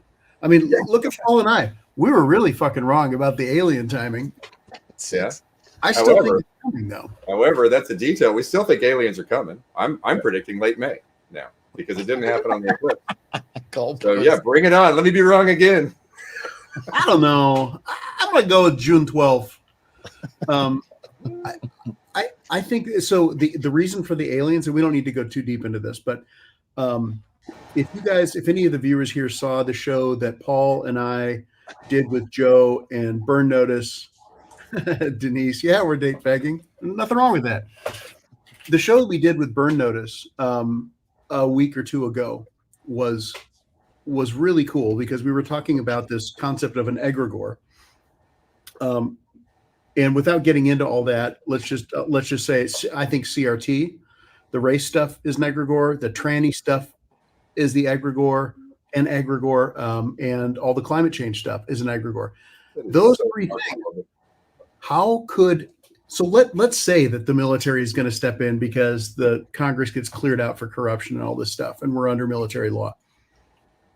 They can fix the structure. They can hand us the structure of a clean constitution and laws and a government and all that stuff. But how the fuck do you change people's minds? That's 7. That's 8. Oh, that's 8. I don't know. But how do you change people's minds about climate change? Because people are still going to have these beliefs because it's been drilled into them for decades. The same with tranny stuff and racial stuff. What if I can't think of another way actually to blow that stuff up than to have aliens show up, just like the day the Earth stood still, and say, "You guys are on the verge of going into space, and we will not let you morons come into space. We're going to destroy you." You know, and we're the only species in the galaxy that believes you can change your own climate. You're the only species in the galaxy that believes you can change your gender with imagination and wordplay. You're the only species that believes that everyone can be equal. You aren't. Every people are individuals. Get over yourselves. You guys have 1 year to clean this shit up. We're going to come back and render our decision. Choose wisely. Yeah. And you know what? If aliens told you you're stupid because you think you can pick your own gender, are you going to still keep thinking you can pick your own gender? If No. aliens that have traveled through space show up and go, climate change? You guys are fucking nuts, Nine. We need an F-bomb counter. I'm about to start charging $1. Yo, I'll just buy coffee. How about that? Do either of you want to address this comment? Because I will if you don't. Which one? The one I yeah. have on the screen. Yeah, I actually typed it in. I said I think the military still will step in, but I think a few things have to happen for optics. So in the other words, comment right is, now, if the military stepped in, everybody would perceive it as a coup. So you have to find a scenario that removes the coup perception, and that's exactly what we believe is about to happen. so I believe that that comment is, and again, I never say anything to be disrespectful or hurt anybody's feelings, but I think that people, just as much as they are being led to believe that Joe Biden's really in control of anything, are also being led to believe that Barack Obama is the one that's telling him what to do from his basement. Are also the ones that believe that, you know, that Joe Biden's potentially being told what to do from globalists. I believe that the same ones that told you that Mike Pence is a bad guy because he didn't certify, right? And go through another 20 or 30 cartoon narratives. Right. So, but what I'm going to combat it with, you might consider also cartoon narrative because there's multiple layers. Yes. So, Donald Trump told us about real generals versus TV generals. I mean, that is a blatant explanation of cartoon narrative. Yeah. Now, you, in the way that you think, could think that both sides, multiple layers, like an onion, of a cartoon narrative. Right. We are being led to believe that the military is the occupation in DC. And again, I know that you would call this cartoon narrative. However, we know that Donald Trump completely rebuilt our military. We are being shown a very active Instagram of the 4th PSYOP group. Mm-hmm. Yeah, they're basically telling you they're there, which is not like the military at all. Not like a PSYOP group would do. Oh, hey, we What's exist. the last thing they would do? Advertise. We want to keep reminding you, as a matter of fact. We're going to keep putting out these crazy ghost movies, Ghost in the Machine. Come sign up for this super secret PSYOP. They're basically telegraphing for the hypervigilant, saying it's okay, we're here. But they're doing it very quietly in terms of the average person who goes, and does their job every day and goes to a drive-through and all that.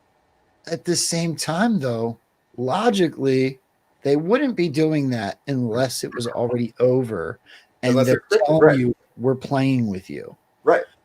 So to think that the military is the occupying force in DC, I don't think you realize why you're correct.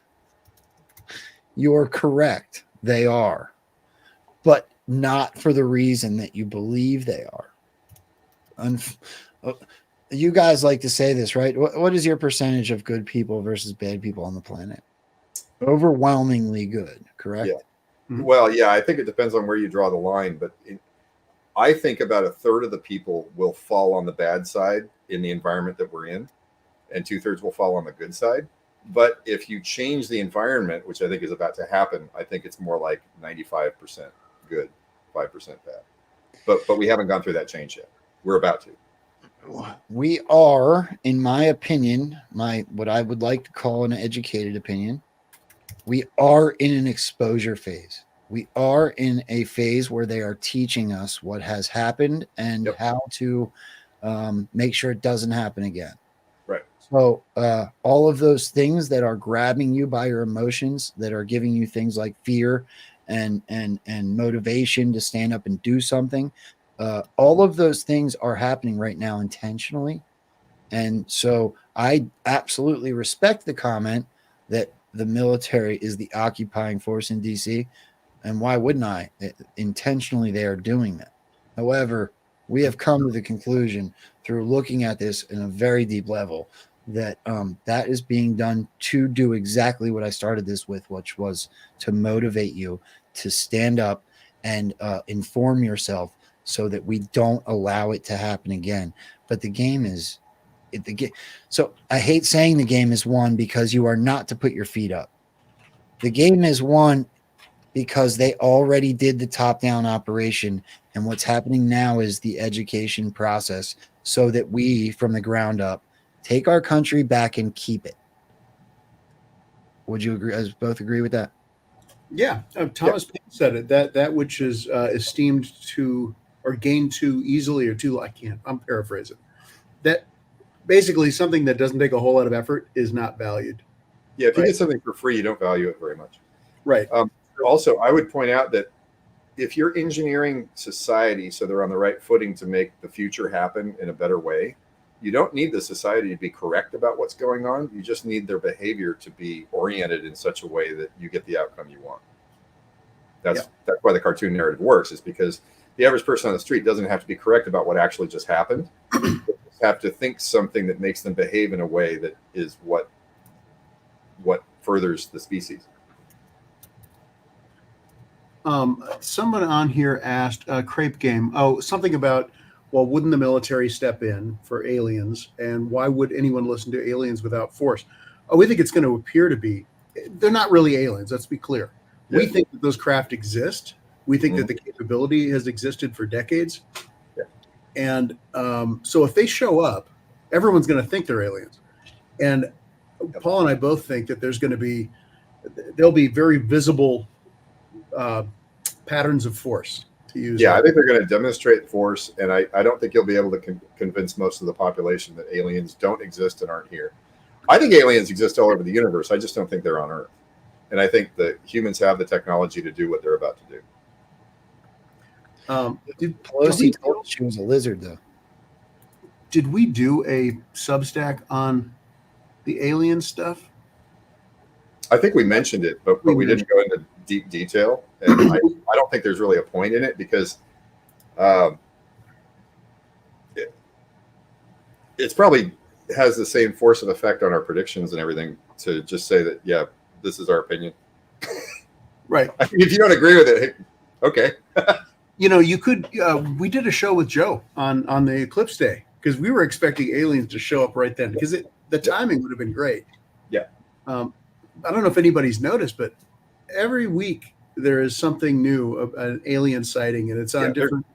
They're teasing the shit out of it. Yep. They wouldn't be doing that unless it was going to happen. Or it's a head fake. If it's a head fake, then, hey, maybe it is. Maybe there's another pathway, but John and I haven't been able to figure out a way to just slap down the cultural problems in one fell swoop without aliens showing up. Quick. They've been teasing it since the 50s. Yeah. Yeah. They gave us the day the Earth stood still twice. Twice. There's news reports in Washington, D.C. of UFOs hovering over the White House and then them scrambling jets and they could never catch the UFOs. You can actually go on the internet and look at the news stories in the newspaper in Washington, D.C. where they're saying that. I think it's 1951 or 52, where like every night there was UFOs over the White House. Why would they be doing that? Why would they be putting this shit into the media with Roswell and all the UFO con and all this stuff? They have spent a massive amount of resources convincing the population to be familiar with the idea of aliens visiting Earth. We think that's a bullshit narrative. Yep. And we think this is all leading up to reducing the carnage when it appears that aliens show up. And I look at it as they're going to use it psychologically as a galactic parent to come in and say, clean your fucking room or I'm going to beat you to death. 10. We can do this and count at the same time. I didn't realize how many times we say that word until I started counting. It's a very versatile word. You should listen to Paul's and my phone and Zoom conversations. Oh, man.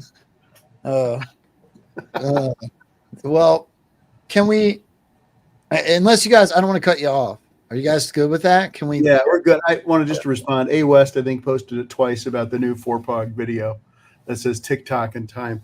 Yeah, it's hard to know what they're trying to communicate. Paul and I did a video with a Defender of the Republic way back probably in October, where we broke down the original Ghost in the Machine video, like the several minute long one. Yeah, it's loaded with stuff. So it's so full of comms. It's incredible. I think what it is, I think it's meant to be, like Paul said before, reassurance for those people that are paying attention that, hey, we got this. Yep. Well, 4POG's one of those ones that I wanted to ask. So I know that there's new people that join this movement all of the time. And this show specifically is growing because it's only, what are we going on, 5 weeks, right? So there's things that were said throughout the movement that I think sometimes the host of a show or the guest on a show will use that not necessarily everybody understands, right? So I'll even use, I don't know, what's a good example? What's the one I used before the show? Zoids? Con Inc., right? Yeah. So Conservative Incorporated. People don't necessarily, when you use that term so frequently on a show, when there's new people, they don't necessarily know what you're talking about. Well, you guys have some terms, and I'd love to almost give these guys a verbal key to what it is when you guys talk, what you're talking about. So Gort is one that we talked about on this show recently. It's a reference to a movie. But when you guys talk about Gort in a normal conversation, people are like, what the hell are you talking about? Zoid is another one. You're like, the Zoids. So I would love if you guys have any key terms like that, maybe those two we can start with and go forward. Brief explanation, reference, and I know you sent me 1 or 2 visuals we can add to it. If we could do a key like that to try to catch anyone up that's watching the show as you guys come on here all the time, I think it would be good and productive for people to understand what you're talking about. Yeah, we already covered the cartoon narrative pretty well. But when we say cartoon narrative, what we're talking about is an incorrect view of what's going on and maybe even some of the history that achieves the purposes of the overall operation, but it isn't actually correct. It's much more like a cartoon. Like, if you go see a blockbuster movie, you see the plot of the blockbuster movie. That's what we're seeing, we believe, with Trump, right? Trump is going to come in and save the world. And afterwards he will be seen as the greatest American president and all this stuff. And we believe that's an incorrect narrative, but it's correct enough to get the population oriented in the direction they need to be oriented. Okay. The hardest one to describe is Zoids. And it's because that's even another layer of deception after Pershevelt. Pershevelt is huge. I don't know, John. What other? Well, we have Gort. Gort is just the military, essentially. The good guy military. What movie was that from? We did it on the show, but The Day the Earth Stood Still. Oh, yes. Yeah, it was originally published in 1951, and watching the original movie is very instructive because the plot of the remake in 2013?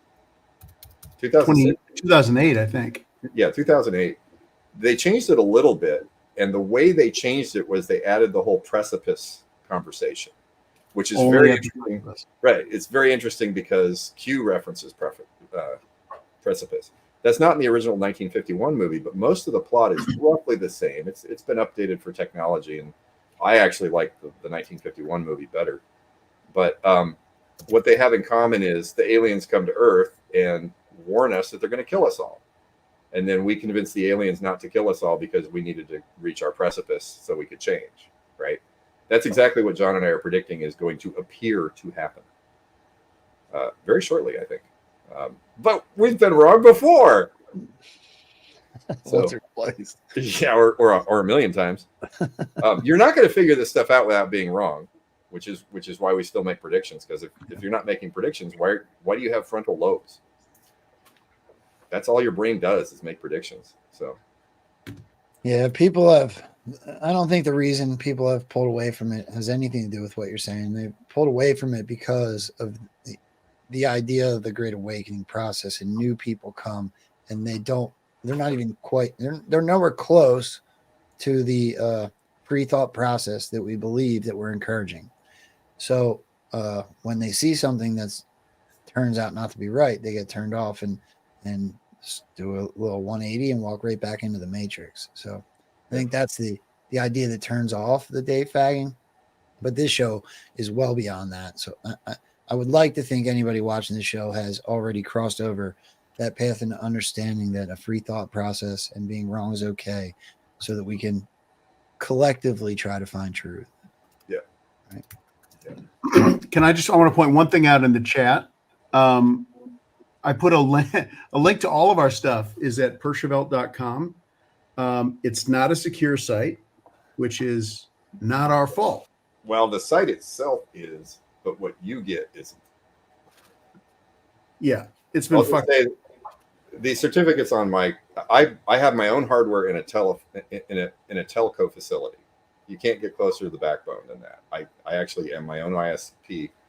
The certificates on the site are correct, but when you hit it with a web browser, it's going to tell you they're not correct. Well, the data is changing somewhere in the internet. I wonder why that would be the case. That started on April 6th, by the way, 2 days before the eclipse. I know what you're insinuating, but can you explain for everybody what you think might be happening? To the best of my understanding, the NSA is changing the certificates that are coming out of my server. Yep.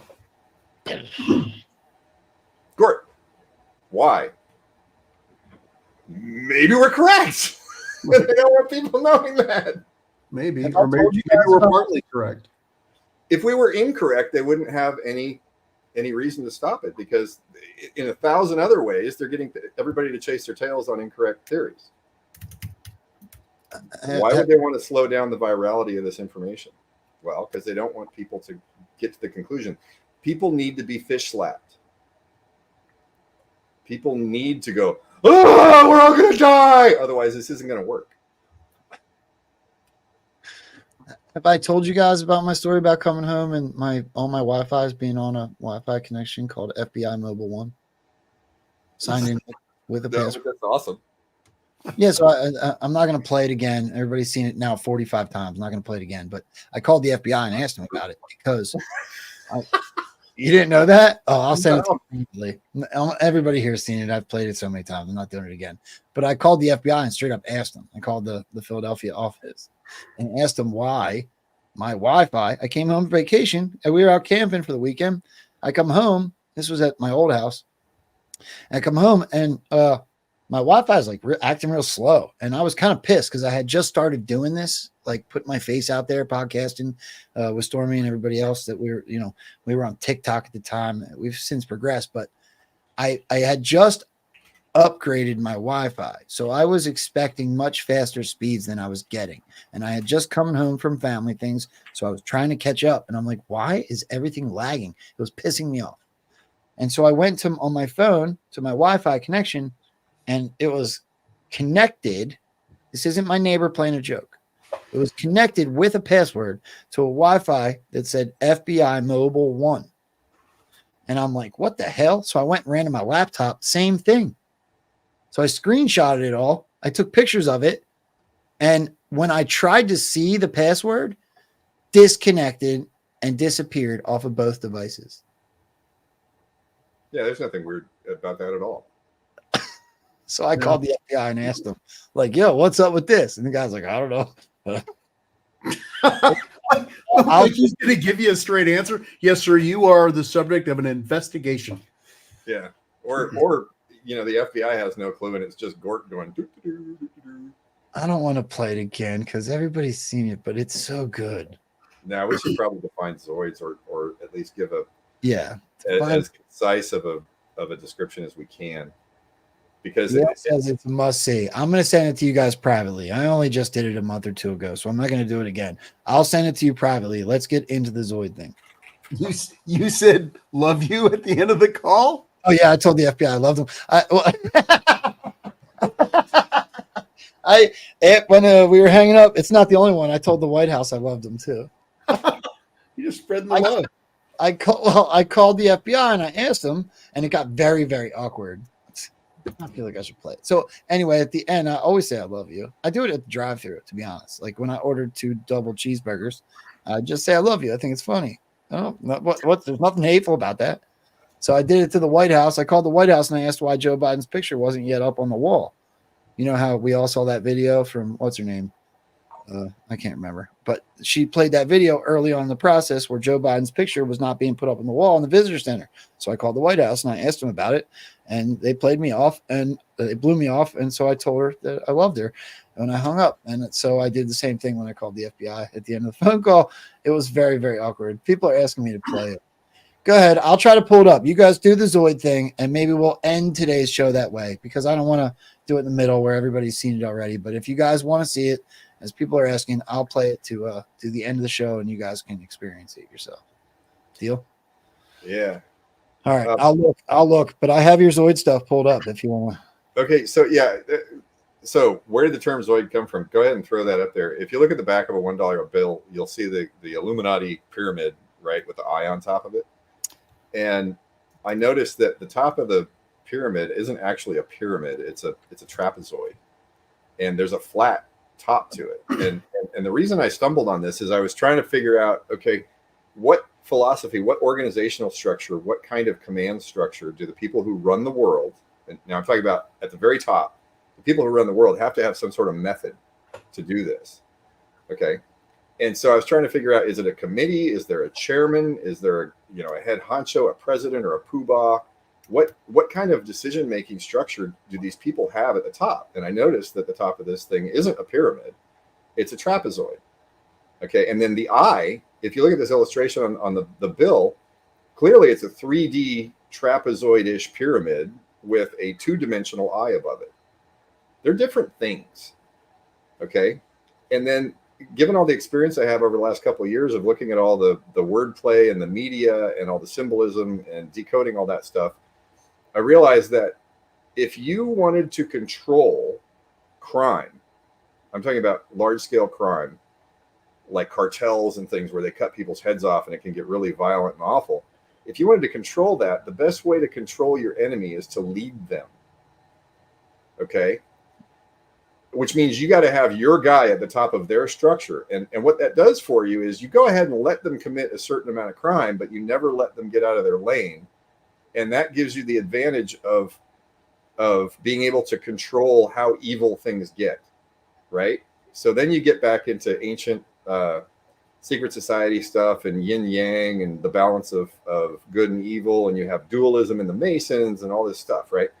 That actually makes perfect sense. So what is this trapezoidal thing we're seeing? And when you get into the wordplay, I think it boils down to it is a trap of the Zoids. Okay, it's a trap to keep evil in check. So I think the eye above the pyramid, the top of the pyramid, is what we call the Zoids. We just decided to start calling them that because it was an easy term. And that everything below that is the trap that criminals are in, that the Zoids have constructed for them. And this led John and I down many, many conversations where we were trying to figure out, okay, what is the philosophy of the people who have massive amounts of wealth and power, and why?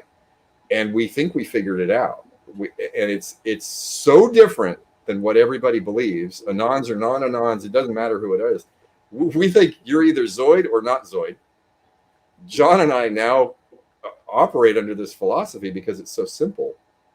And it's just different than all the narratives that have been put out there. And the first one I'll bring up is this whole thing about Satanists running the world. We don't think that's tenable or possible or it makes any logic sense at all, because criminals wouldn't broadcast their existence. If you're talking about secret society stuff, think about it. It's a secret society. You don't advertise that you're criminal. So why would they put out all this Satanist stuff? Yeah, and the whole natural law thing that supposedly Satanists operate under. Yeah. I'm going for number 11. Why the fuck would they care at all about karma? Like, it just wouldn't figure into their value system. But that's the story that's been told forever, it certainly seems, or actually since the mid 1800s, right? Well, mid 1800s it started with Albert Pike, really, and then it went forward and got weirder and weirder and weirder. And we've gone over that. I've written about it on sapiaplex.substack.com. Which, by the way, all of our websites, sapiocracy.com and percheveldt.com, I don't think there's any danger in going there. I think what the powers that be are trying to do is they're trying to get 99.9% of the people to be afraid to go there. Yeah. But if you go into advanced and go past it, there's no danger. There's basically nothing on that site except a couple of web pages. Anyway, going back to the whole Zoid philosophy thing, we think we've figured out their philosophy. And you want me to go into it, John? Sure. Okay, sure. Why not? In for a penny, in for a pound. Dime, in for a dollar. Yeah. So here's their philosophy. It's Descartes, which is I think, therefore I am. And from that, you can derive maybe 5 or 6 known things, like you exist, you can think, you can make decisions, information exists, right? There's certain things. You know you're alive, okay? And you can deduce from that, because you can think, that if you weren't alive, these things wouldn't be happening. Therefore, life is good. And more importantly, life is knowably good, okay? You can't know that any of your sensory input is actually real. Okay, so whether you believe that what's coming in from your senses is real or not is an opinion that is less knowable than life is good. Okay, now all you have to do is make one more assumption, and that is that others exist that think like I do. And then you can believe that reproduction is real, family is a real thing. We're animals. We interact with each other. That is the entirety of Zoid philosophy. Super simple. Now, you can deduce all sorts of stuff from this, but it's all opinion. But what you can't do is you can't say life is bad, because life is knowably good. So if they are logical, and we think they are logic, we think the people who run the world are absolutely neutral, with one exception: life is good. Okay. From a game theory standpoint, that is the most powerful position to be in as a player, because you can commit bad acts if the overall strategy is a net good. You can commit good acts if the overall strategy is a net bad, except that would conflict with your philosophy, because life is good. In other words, Zoids and the people who run the world have to be good. Mm-hmm. We think these trillionaires are good because they protect life. That's their philosophy. And it actually makes sense. If you look at everything we've found with the Percheveldt theory and all this other weird stuff and the cartoon narrative and all this, it is exactly what we would expect from trillionaires with this philosophy. Your guys' brains work so free of even the truth movement's mindset that it blows my mind. Well, the truth movement is operating off of what someone else told them. Yep. It's true.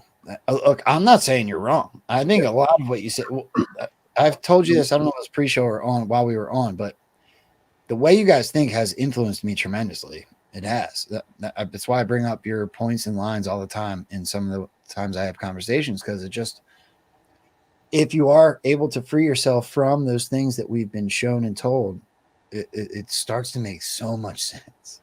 Yeah. Well, and think about how different the narrative that I just put out there is from what Anons think, right? Almost all Anons are totally convinced that all these stories they see in the news are true. And we're sitting there going, I don't believe that, because it doesn't fit with the larger scheme of things. But people hear, I don't believe that, and they instantly want to say, you're a crazy liberal. No, that's not what they're saying at all. Yeah, that's an emotional reaction. Right. That literally means you're not thinking. Let's take 2 great examples that we got so much hate over, and we're like, okay, well, you guys are just not thinking clearly. Barack Obama. How do you know he was a bad guy? I've been saying this for more than a year. We both have. We both been getting hate for it. What about Hillary Clinton? I mean, everything could be a psyop. We can't know for certain that either of those two people are bad. We actually think they're actors. They've been acting their entire life. We may see what appear to be all these bad guys being executed, and you still won't have any convincing evidence that any of it's real, because you could see the same thing in a movie theater. Yeah, I can't brush by that comment. It's brilliant. These guys are lovable elites. Yeah, lovable. God, I love me some lobes. Yeah, I just got the best. Like earlobes. Can you hear it? So let's take Obama. We were talking. I was on Twitter posting about the SCOTUS presidential immunity stuff, and somebody's like, "Well, yeah, but ordering $65,000 worth of hot dogs that wouldn't be an official act." I'm like, how do you know what happened? How do you know what happened? It's a piece of paper. It's a bunch of text. Could WikiLeaks be part of the psyop? Could a 37A in 4POG type that into a thing that was released as news? Yeah.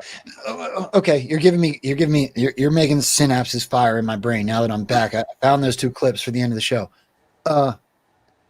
WikiLeaks is a part of the psyop. Donald Trump used it strategically time after time after time after time again leading into the election in 2016.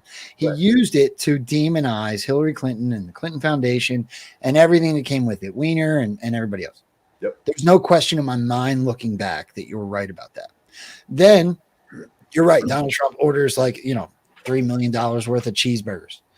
And then we watch Joe Biden and the inauguration that is so full of anomalies that it's ridiculous. I mean, it was absurd. I know Anons were all over it, but they were all over it because it was so obvious. Do you remember when Assange was arrested at the embassy, and he's in the van and it drives by and he's going, like, give me a break.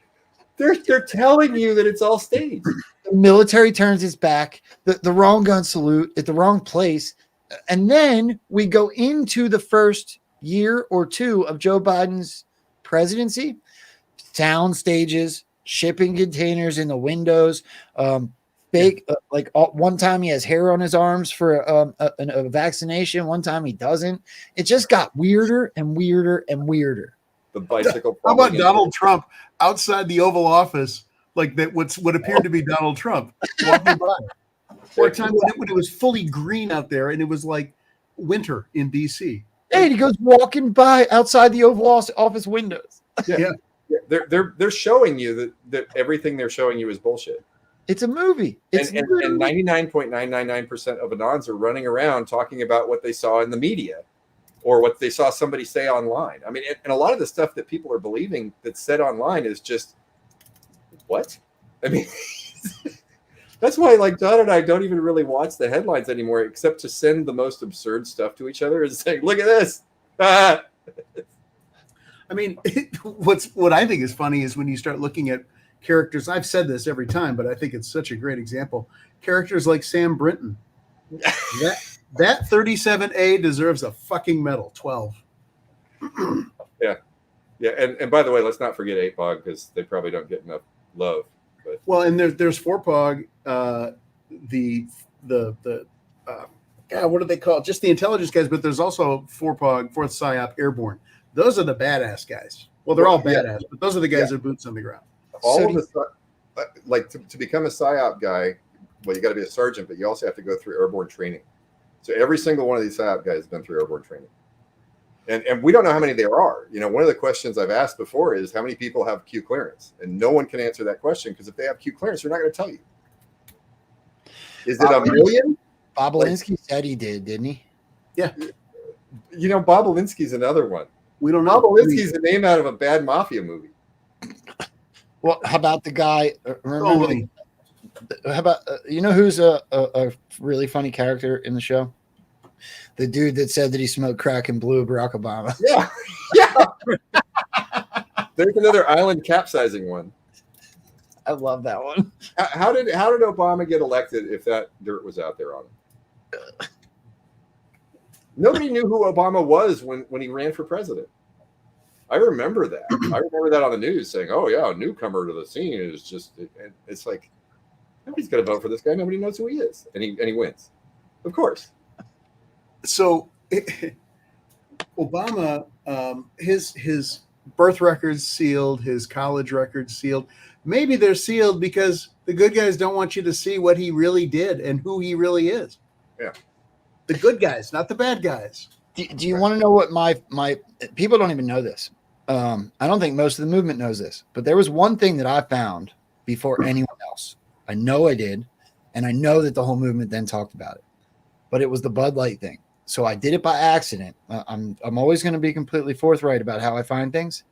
I did it because of I was just a snarky comment I made, but somebody was talking about Bud Light when Bud Light went all, tranny in the bathtub. And I said, I think the CEO of Bud Light should be the first one to make out with that dude or whatever, something similar to that. And then I thought, I wonder who the CEO of Bud Light is. So I went and looked, and the first story top of Google, which could be cartoon narrative, I'm aware, was CIA CEO of Bud Light. And I instantly got offended, right? I did exactly the opposite of what I'm saying. I'm going, oh my gosh, the CIA are the ones that are pushing transgender on Transgender Month or whatever, Gay Pride Month on the American people. It took me until just 2 or 3 months ago when I realized that Kid Rock, who shot up Bud Light with a machine gun, Donald Trump, and Dana White, who signed back up with Bud Light, were now putting an establishment that was an American establishment back up where it belonged. Right. So I was the first one in the whole movement to know that the CEO of Bud Light, I didn't see anybody else talk about it, and I stumbled across it, and I made a thread about it, and then everyone talked about it. There might have been people before, but I wasn't aware. And I stumbled across it, and I made a big deal about it because I was like, F the CIA. They're pushing trannies on us. And now, after everything has unfolded, I realize, OMG, I got played. That was the good guys. Well, let me add to that, specifically regarding the CIA. If John and I are correct about Percival, then what military intelligence has been doing with the media is so much larger than the CIA's Operation Mockingbird. But everybody's running around talking about Mockingbird because they have copies of these declassified documents, right? Yeah. That is nothing compared to what military intelligence has done. Military intelligence has run the whole media for 70 years. Yep. I mean, Hollywood is military intelligence. Think about too the Operation Gladio, right? Where that was a really bad thing. The CIA were doing bad things. Well, maybe the CIA was allowing the bad things to happen because they were tracking and stinging and figuring out where the network was, mapping. It's a honeypot. I knew you were going to hurt people's feelings. Answer that. No, human and child trafficking are taking place. Historically, for thousands of years, they've been taking place. And the Zoids were allowing it. But then in the mid-1800s, it became certain that the technology was going to exist to suppress crime without having to run the crime organizations. And then you had a fight between what we think is essentially the Davidic bloodline, House of Orange, versus the Romans. The Romans had more power, but the Davidic bloodline is sneakier. Okay, we think the Davidic bloodline won, subdued the Romans. The Romans demurred sometime between, say, 1938 and 1943. And that's why you see Hitler and Japan get the U.S. into the war. And then everything since then has been largely psyop. Now, there's bad stuff that were happening because the Romans, who actually were bad guy assholes, didn't want to stop doing what they're doing because their whole business, their whole empire is designed around crime. Yeah, it's going to take 70, 80 years to get rid of all those guys. And that's what we've been seeing. So imagine so when we talk about these two factions, why would the good guys allow these wars to happen? Why would they allow this bad stuff to take place? If not just to map the stuff, why would they allow it? Well, the Romans, we call them Romans, but the Romans, everything about them was control. control, but through force, through corruption, through crime. But they could keep humanity going, but for their own ends. They're at the top, the Prussians. The Davidics, though, are saying, look, humans really need to be way more free than that. And we know in the really long view, we know that our way is better and more people will live. Right. I'm not explaining that right, but or very well, but yeah, it's a trolley test. And so if you go with the Roman thing where there's crime and there's misery and there's corruption and all this shit, but generally humanity kind of moves forward, right? Albeit slowly. Yeah. You lose, let's say, billions of people. Well, also let me state this: I don't think World War I and World War II and Korea and Vietnam and all this bullshit we've gone through would have happened had the Davidics not disagreed with the Romans. The disagreement, remember that whole Descartes philosophy of the Zoids, it's all just opinions. There is no right answer and there's no way to test it scientifically. It's just a different approach. Okay, both factions, and this is going to blow up people's minds. Both factions are primarily interested in furthering humanity. Yep. They just had a disagreement on how to do it. The Davidics were taking a more aggressive route to get freedom faster so fewer people in the long term would suffer. The Romans said, nah, let's do it slower and let's preserve our power to make absolutely sure. In fact, ironically, the Romans are more conservative, which is crazy. Yeah. Can I build a bridge? Go ahead. Finish your statement. If the Romans had prevailed, we may not have had a World War I and World War II. Mm-hmm. And there's actually a Star Trek episode that gives this exact scenario. Yep. Original Star Trek, bread and circuses. Yeah. Look it up. Anyway, yeah, so the trolley test is the Romans having control, but doing it in a way that really doesn't free humanity to be human, versus the Davidics that, our upfront cost is going to be a lot more. Upfront cost meaning more lives. Right. But once we get through it, humanity will be so much better off. Yeah, I think the Davidics really wanted to get off planet and out into space. You get hit with one asteroid and the whole population dies. Right? So they're trying to get us to other star systems and other planets. And the Romans were more interested in a slower method that, yeah, there's crime and there's carnage in the short term, but they can do it more securely with taking less risk of losing power. I think what you guys do for me is build a bridge, which is what I was just going to refer to, between what you end up finding out when you start to look specifically into certain events, like every war we've ever had. It becomes very clear that we've been lied to. Yeah. Every single war is artificial. Right. But what doesn't become clear when you find out it's a lie is why. And I think you guys are giving a very logical, unemotional explanation for possibilities as to why we've been lied to about everything. Yeah, let me elaborate on that just a little bit. I think, and this is my opinion, you're not going to find hard sauce on this because this is the deepest secret shit in the world. Yep. I think about 5,900 years ago, 6,000 years ago in Mesopotamia, a crime syndicate started using this technique. Okay.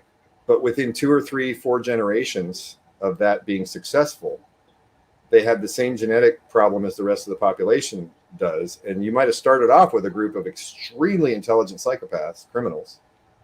But after a few generations, they're down to the same demographics as the rest of the population. Okay, which means most of them are good. Which means the people ruling the world had the same good-bad split as the rest of the population. So it was just a matter of time before the good overcame the bad. And it's taken about 6,000 years until our technology got to the point where you have the surveillance system that can absolutely stop crime before it becomes systemic. And so what we're seeing is a phase change in the way the rulers of the world run the world, where they're now basically the good guys won, and they're going to use surveillance to just crush crime out so that they don't have to tolerate the crime. They've always had to tolerate it for 6,000 years. Well, and Now they don't have to do that anymore. they've set us up to give them permission to surveil us. Oh, everybody's going to demand it. Watch. They're going to demand it. I think we're going to have constitutional amendment that allow the military to use surveillance to crush organized crime. And everybody's going to say, absolutely, because you know what? When I look around, everything's corrupt, and that's the only thing that's going to stop it. And by the way, the military just proved themselves by fixing all the problems in the government, and that's what we're about to see. Yeah, I mean, think about it. We're already under surveillance, massive surveillance. We've known this for it's here decades, at least 15 years. Everyone's got the little personal locator communication device, listening device, websites, backdoors in the internet, Intel chips, TVs, smart appliances, all that kind of stuff. Intel inside. Think about exactly. They're telling you that the intelligence apparatus is inside your computer. Duh. Funny. I mean, that is a perfect example of a military that company is Intel. Of course it is. Yeah, guess who owns it? The Zoids. The Zoids own everything now. They own all the major industries. They own Hollywood. They own the media. They own the whole damn thing. They're putting on a show, but they have to put on a show that people understand. Good guys versus bad guys. LifeLog shuts down same day Facebook starts. Yep. It's just a narrative. Yeah, I mean that's put there, those dates. Yeah, they started Facebook to do this. They started Twitter to do this. They started Instagram to do this. What you're looking at is all good guys. Dan Scavino's dropping bombs. Josie Wales.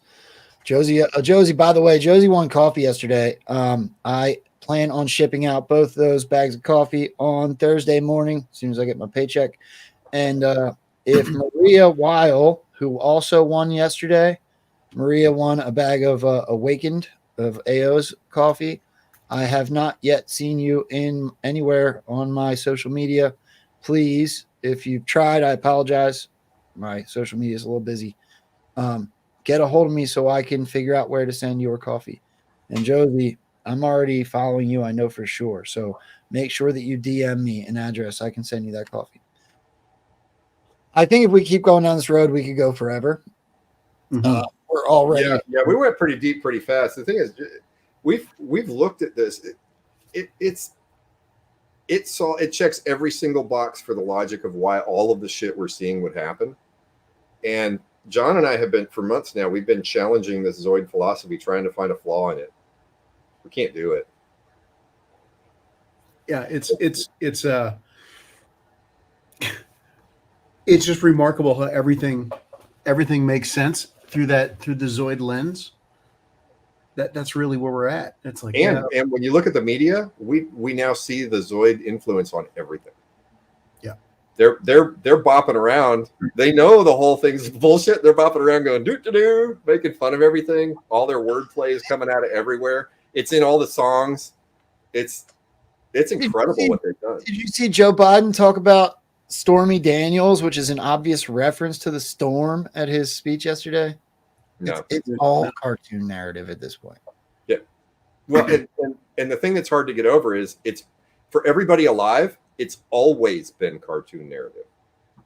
Well, and you want to know why I know that our side of the movement, our side of what's going on the planet right now is still stuck in that cartoon narrative is because when I posted that video and I said that it was a direct reference to Q and the storm, they all said, no, he's talking about Stormy Daniels. And I'm thinking, man, I really have to write it out for people to grasp the concept that the Stormy Daniels is an absolute wordplay. I mean, Look at Sam Bankman-Fried. We can go down the list. There's tons of them. They're playing with words and messing with you. And it's so blatantly obvious to me at this point. I don't even know how to put it out there anymore without confusing people and upsetting people. Bernie Madoff. Let me go down a little tributary that will maybe infuriate some people and maybe just confuse a lot of people. But what if the biggest problem with humanity is that you have, a bell curve, and on one side of the bell curve you have really, really smart people, and on the other side of the bell curve you have really, really dumb people. Okay, and there's some line at which the population just can't understand what the best thing for the population to do is. What if that's like 95% of the population doesn't understand what the best thing for everybody to do is? And so the people who started this crime syndicate, and then you get a few generations later, and they're all saying, well, shit, we control everything. We can do what we want. We can help everybody and move the population in good directions. But we've got this 90% of the people who is so thick that they're not going to understand why we're doing what we're doing. So we have to lie to them. Yep. It's really sobering. There is levels to this. Right. That's why there's multiple levels. And we also think that when we look in the media, we're seeing absolute evidence that they want at least a certain demographic to know that they exist. Otherwise, this information would not be there. Yep. They have left breadcrumbs for us to figure this out, but only the smartest in the population are going to be able to wrap their head around it. Which is really like the big enemy. Think about it. The enemy is us. Mm-hmm. The enemy is people who can't understand what to do to make your life better. They're literally a herd of sheep that you have to take care of, because if you left it up to them, we'd be living in caves. Yep. It's not even so much too that they can't understand. That's the byproduct. It's either a lack of intelligence or a dependence on emotions for reasoning, or both. Or both. Yeah, maybe those are the same thing. It could be. Yeah, I mean, so what do you do if you're a smart, wealthy person and you know you can guide humanity to say, okay, in 50 years, I know I can make everybody's standard of living twice as good, but 98% of the population would kill me if they knew what this plan was. What do you do? What is the ethical thing to do? I would argue the most ethical thing to do is do it anyway. That's what they're doing. Isn't that crazy? Because their decision is not made with emotion. Right. They're doing what's best for the public at large. Capo Chris asked a really good question. Why do we need a bad PSYOP if the people at the top are good? Well, they're still the people at the top are good, but we got to clear out the middle management. Okay. You got to clear out the thugs at the bottom, the Antifas, the leftists, and I don't even know how active those guys really are if they're not actually actors. Right. Or you also need the population, the whole population, to demand that surveillance is used to eliminate organized crime. You need that. That is required, because without that, you go back to having to run the crime organizations yourself and tolerating crime. One other thing we touched on earlier, which was that which is gained too cheaply is not esteemed at all. People have to feel like this has been a struggle, and oh my God, look at that path we were just on. Holy shit! I'm so glad we're here. Yeah, this is going to be written about for thousands of years. Yeah, yep. So it will never happen again. It won't be able to happen again, but people need to have it. It's also possible that most of the population 1,000 years from now won't understand what we're talking about with the Zoids. They still won't. That's true. It's possible. 100 years from now, people are going to go, wow, I can't believe those people were so dumb. I mean, that might be another thing too. They're going to watch videos. I can't believe that JFanon and Sapioplex are so stupid. Yes, seriously. Who are those two chuckleheads? Dumbass Rambo following him off a cliff. You had a chance for number 11 and you didn't take it. Oh, I've done it. Wait, I did 11. I think I did 12. Man, I can't count. Don't listen to me. I could be wrong. Well, I absolutely adore hanging out with you two. If I keep going, I already hear kids coming in. Let me do this, because I do want to show you guys these two clips. So anybody that's seen these before and you're bored with it, I'm doing it at the end of the show. The show is going to be over after this. If you did enjoy this conversation, I'm going to ask one more time. The one thing that I love seeing people do is just hit the positive affirmation, the thumbs up on Rumble, thumbs up on YouTube. Same thing. Share the show out on Twitter, X, whatever we're calling it today. And I'm going to show the first one's fairly quick. It's just 1 minute, 26 seconds. The first one is the White House call. I did not do this one recently, so that's why I'm doing both. So here's this clip. I want to talk to you guys about this. So anybody that wants to hang out and laugh with us, again, if you've seen it before, it is very funny. So here, guys, check this out. So this is my phone call to the White House, and then right after that, we'll do the FBI. I'm going to jail.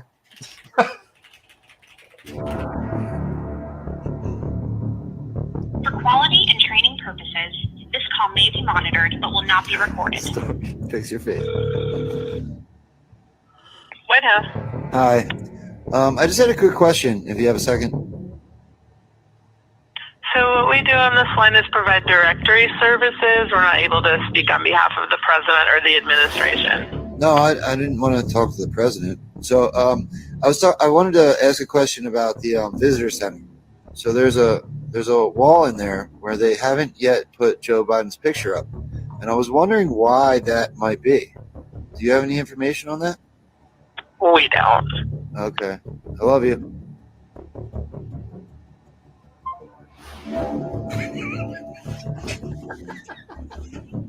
That's all I'd ask. You think they would have the answer? I'm not going to be able to make these clips till tomorrow, man.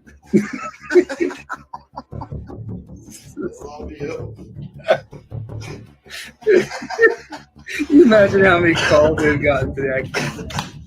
Oh my God. 12. So for anybody that doesn't know, I started doing this podcast right after a really bad breakup and a toxic relationship, and that's why I'm in that empty ass apartment because she took everything. Like that was right when we started doing this show. So yeah, I called the White House, and then here's the funnier, I think, of the two. You ready for this? Oh man, can't believe I'm playing this again. At some point, I feel like the FBI is going to lock me up because I did this. Hold on, let me start this fresh. All right, I'm gonna mute myself and I'm gonna let this one play out. This one is 5 minutes long.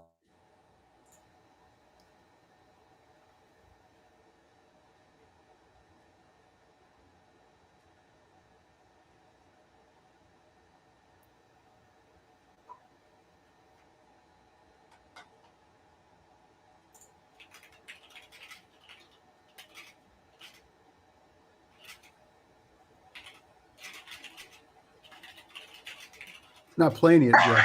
Warn law enforcement. Hold on, that's completely my fault. I apologize. I'm glad I told everybody to get out of here if they were bored. I for some reason I didn't add it to the screen. You ready? I was watching this file. You have reached the Federal Bureau of Investigation, Philadelphia Field Office. If this is an emergency, please hang up and dial 911. All calls are subject to recording. If you know your party's extension, press 9 now. If you are reporting a bank robbery or kidnapping or are a sworn law enforcement official, please press 1 now. If you are calling to report a federal crime, including internet-related crime or identity theft, or report suspicious activity, please press 2 now. Identity theft? If you are calling to inquire about employment opportunities or recruitment events, please go to our website at www.fbijobs.gov. If you are requesting application status information, press 3 now. You're too old. If you wish to speak to someone in the media office, Should I press try 2 4 then? now. All other callers, please stay on the line, and the next operator will assist you. We'll try that.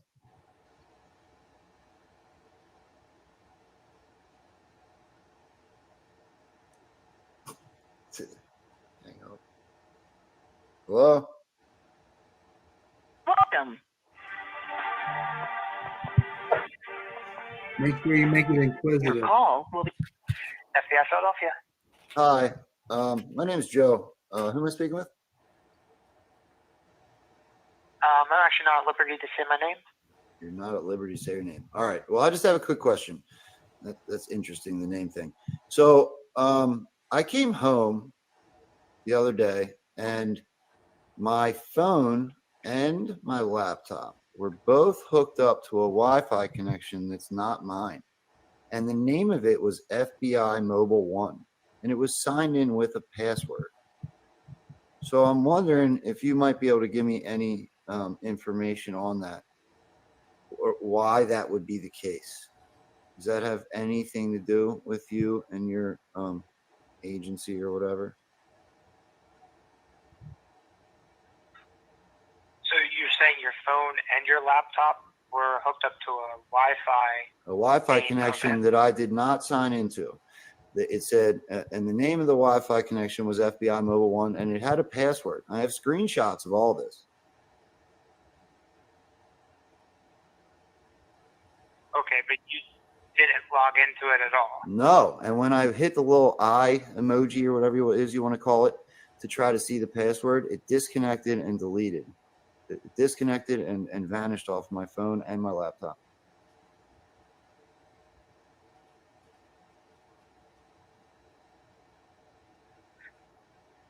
Gotcha, okay.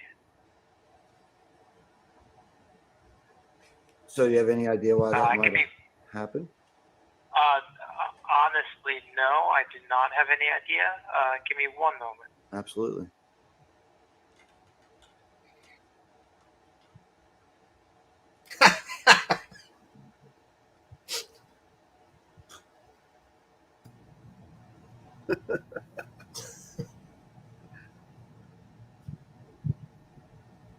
All right, it's on mute. Which I do.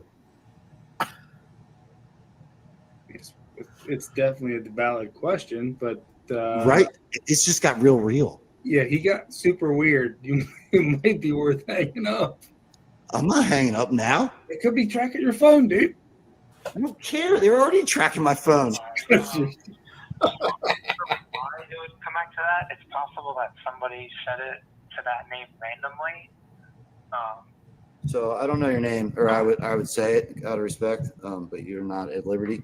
So why would it be signed in with a password? That I don't know. You see what I'm saying? This isn't like my neighbor's playing a joke and it says FBI van, and there's because they're messing with people. I have screenshots, and it's literally signed in with a password that's like 23 characters long.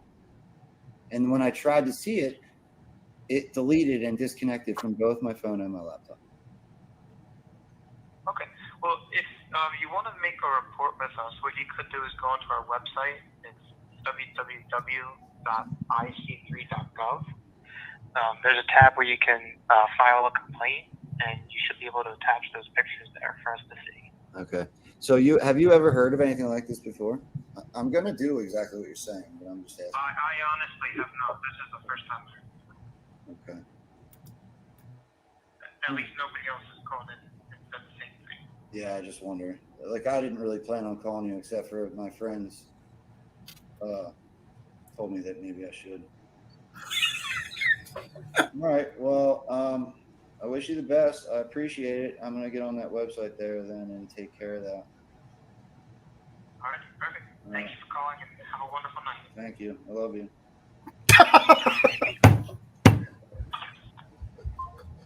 That's awesome. Never say it back, bro. That's like a touchy word, man. Rude ass FBI agent.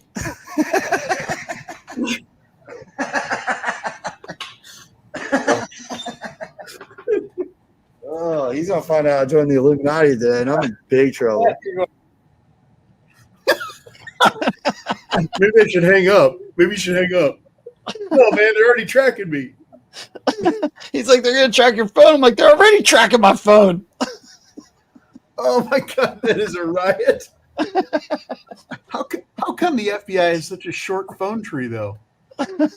Press 11, or press 17, press 29. Said I love you. Riot. We could put up screenshots of the certs that are on my website versus the certs that you get if you hit it with a web browser. I'm sure the nerds would love that. Look, I'm not scared, obviously. You got any phone numbers, I'll call and ask them. Well, actually, one thing I will add about this whole thing is I'm a very technical person. I spent my entire life in the software industry, and I learned electronics and all this other stuff. I've been able to figure out stuff that is so disruptive as far as inventions that if there were bad guys out there who had any power at all, I'd be dead. that's one of the things that's kept me going, trying to figure out what was going on. Is because why am I not being taken out? So it's kind of another point. I mean, I'm not going to disclose it, but there's some disruptive technology they have. Mm-hmm. So, in my opinion, there's no way that wasn't them. Yeah. There's nobody else that signed my equipment in with a password. Well, also, Rambo, I would put it this way. The Zoids have ways of watching what you're doing without you ever being able to tell that's going on. I agree. So, that was, but here's the thing people need to realize. That was very shortly after J6. When they were tapping people's phones and running around calling everybody and asking if they were there. And Stormy and I, when we started, we started with like 30 people watching us. And we went hard in the paint. We got kicked off of Twitch. We were talking about things that you were getting kicked off of every platform for doing. And we were going hard doing it. Like we were trying to get people to watch us. So we were like, we were conspiracy theorists as deep as it gets at that point. And we were not scared. We didn't care if it was right or it was wrong. We were putting it up on the screen and we were talking about it. And then I come home for vacation and everything I own is signed in with the FBI Mobile One with a password. I'm like, F it. They're already watching. I'm going to call them and ask them. Let me propose this as a scenario. What if putting that on your phone is part of the PSYOP so that when people start doing that kind of stuff, they put something on there that sounds plausible, but it's all cartoon narrative because they don't need to do that to listen to you, right? But it sure rails the conspiracy angle. Yeah. And why? Because I've now posted that on TikTok. I've posted it on X. I've now played it on the show 3 or 4 times. Right. We played it on when it originally happened. Those have all aired. Yeah. And what if that happened to 1,000 people around the country and that just kind of boosts up the PSYOP? Yeah, because to be honest, I really thought I was going to. So that same day, did you hear the last comment I made? They're going to find out I joined the Illuminati today and I'm going to get in big trouble. So the same day, I got one of those scammer messages on Facebook messaging that asked me if I wanted to join the Illuminati, and at that point in time, I was just playing with anybody that was a troll, right? If you were on a Telegram page and you called me or messaged me pretending you were someone else and wanted me to buy XRP, I'd spend 4 hours going back and forth with you because I thought it was funny, right? So I did the same thing with the Illuminati guy. And then when he asked for like my email address, I gave him a this goes full circle on the show, but I gave him a website to a OnlyFans page, and like it was a really funny interaction, and it went on for hours. So I did that, and I put it all on our Telegram because, to be honest, I always wanted to do radio, and some of my heroes were like Opie and Anthony, right? So like it was like shock jock type stuff. So I'm like, I don't give a crap. I'll call them up. Well, so that's the way we started doing this. Yeah, but you're right. It's very possible that it was constructed. It's still very funny. It's my favorite thing I've ever done on the show. So that's like the Jerky Boys. Yeah, the huge influence of mine. I'm a '90s kid. Yeah. I was in college when that bootleg came around before they ever went commercial. I was listening to it. Can you imagine calling the FBI as Saul Rosenberg? Yes, hello. I got it. I had somebody hurt me yesterday. Please come to Florida, Pablo. Pablo, are you washing your ass? Wash your ass, Pablo. Yep. Yeah, anybody that's as old as us is knowing what we're talking about right now. Frank Rizzo, open your fucking ears, jackass. 12. Oh, God. Well, this has been a blast, guys. I'm stoked every time we do this. You want to give everybody, again, for anybody that's new or catching you for the first time today, where the Substack is or anywhere else or any shows you guys got coming up? It's Sapioplex, like that. There. Sapioplex.substack.com is where the articles are. I think there's maybe 21 or 22 articles so far.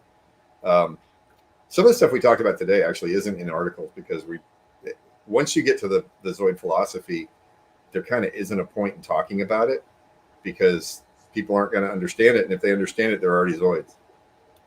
So you get into this weird trap of, do you even talk about it, or do you just participate and help the plan along? I mean, read the lyrics to the song "The Reflex" by Duran Duran. It's basically guidance saying, just figure it out, use it to your advantage. Don't, try not to screw up the plan. And then the websites are sapiocracy.com. That's SAPIOCRACY.com. And there's also Pershivelt.com, PERSHIVELT.com. Both of those sites say they have bad certificates. If you bypass the certificates, there's no danger, but don't believe me, because I could be pulling your chain. All of our interviews are there's backlinks on the Pershivelt.com site. So we did, 6 or 8 with Defender of the Republic. Here Thursday. She's awesome. She's amazing. Yeah, she's amazing. But yeah, go there. More with you now than we have with her. Yeah. Yeah, we've done you a lot more, haven't we, Joe? Hey, how you doing?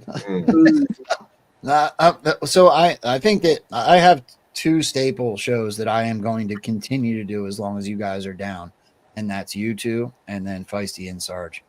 I plan, as long as you guys are willing to do it, you are always going to be somebody I call to rotate through, because I think that what you're doing and the way that your minds work is very, very important. Whether anyone's right all the time or not, I don't think anybody is 100% right. Whether you're right or not all the time, I think that you guys push something that's very important to me, and that is a free thought process, love and respect for one another, and just expanding on what we have come to believe as the truth, when there really isn't a concrete truth when we're going through a process like 5th generation warfare. So I appreciate you guys more than you know. Thanks, man. We like you. Great shows. We love doing these shows with you. I mean, you're an awesome host. I mean, because you're genuine and authentic and everything else, and that's all just awesome. And the chat, you guys in the chat, seriously, you guys are fucking lit. 13. Oh man, maybe that's 14. All right. Well, so tomorrow, surprise, Liz Churchill's coming on. That is going to be freaking awesome. And I only just found out before the show. So anybody that was expecting Grasshopper, I am hoping to get into my messages now. We're trying to confirm something for next week. That was my bad, my screw up. Grasshopper thought it was today, as he should have, because that's what we decided together. And I screwed up my calendar. So that's completely my fault. We are working on making up for that next week. But tomorrow, I can't even say filling in. Liz said yes right away when we were talking today. So Liz Churchill is going to be here tomorrow. I cannot freaking wait. That is going to be awesome. You want to talk about somebody that's not even living in, she's a Canadian, and she has fought harder for the American country more than most people in this country. So I can't wait to sit down and talk with her. She is a savage when it comes to the truth movement. So that's going to be awesome. And then, of course, Kaidi, Defender of the Republic on Friday. Or Thursday. See, I stink at calendars. It's like Burn Notice knowing the Constitution better than most Americans. Right. If you guys haven't seen it, go back and watch that show. That was a great show. Ideasthesia pointed out that 4 more to get to 17. Fuck. 17. Like a chicken. Oh my god. Oh my gosh. Yeah. By the way, in the short-term future, we're expecting Johnson to get ousted and probably Hakeem Jeffries to get in. So if we do shows, it's going to be, hopefully, if we're correct about the timing, in the next month or so, it's going to start to really heat up. So those will be good. Mm-hmm. Thanks for being so consistent, Rambo. Thank you guys for being consistent and coming and hanging out. So I love his avatar. Yes. Yeah. Yeah, we got a pretty darn good crew coming and hanging out in here. Tons of friends from the Friday Night Zoom, tons of people from Twitter, tons of people across the board. You guys are awesome. Thank you so much for supporting me and everybody everything that the friends do that brings to the show. So it means the world to me across the board. I will talk to you guys maybe a few. My court date, my mom's court. Did you see this today, John? No. So I posted my mom asked for jury trial. So her jury trial starts not Monday, but the Monday after. So I'm going to do shows next week, but then there will be no shows the week after that because I will be traveling 2.5 hours to Philly, give or take, to be at her jury trial. This is not one that I need a lawyer for. It's her jury trial, but I will be there. I won't be surprised if I get called up onto the stand. I'm hoping and praying that my son doesn't have to do it again.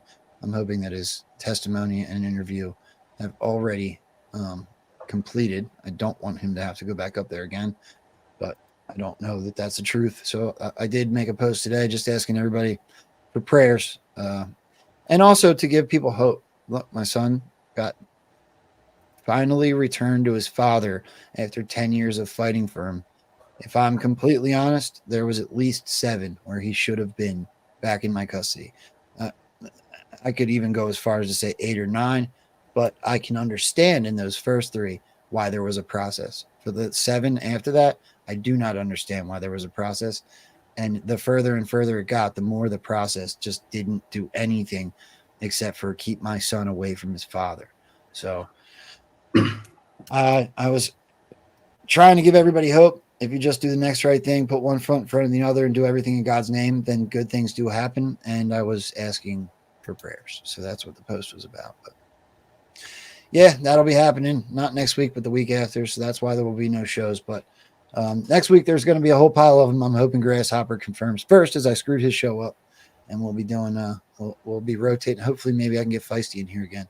Feisty and Sarge. So you guys are the best. I absolutely love you. Thanks, man. So great having you on the show. And thanks to everybody in the chat. Seriously, this was really fun. I love all the questions and all that stuff. It's amazing. Yeah, it's a good group.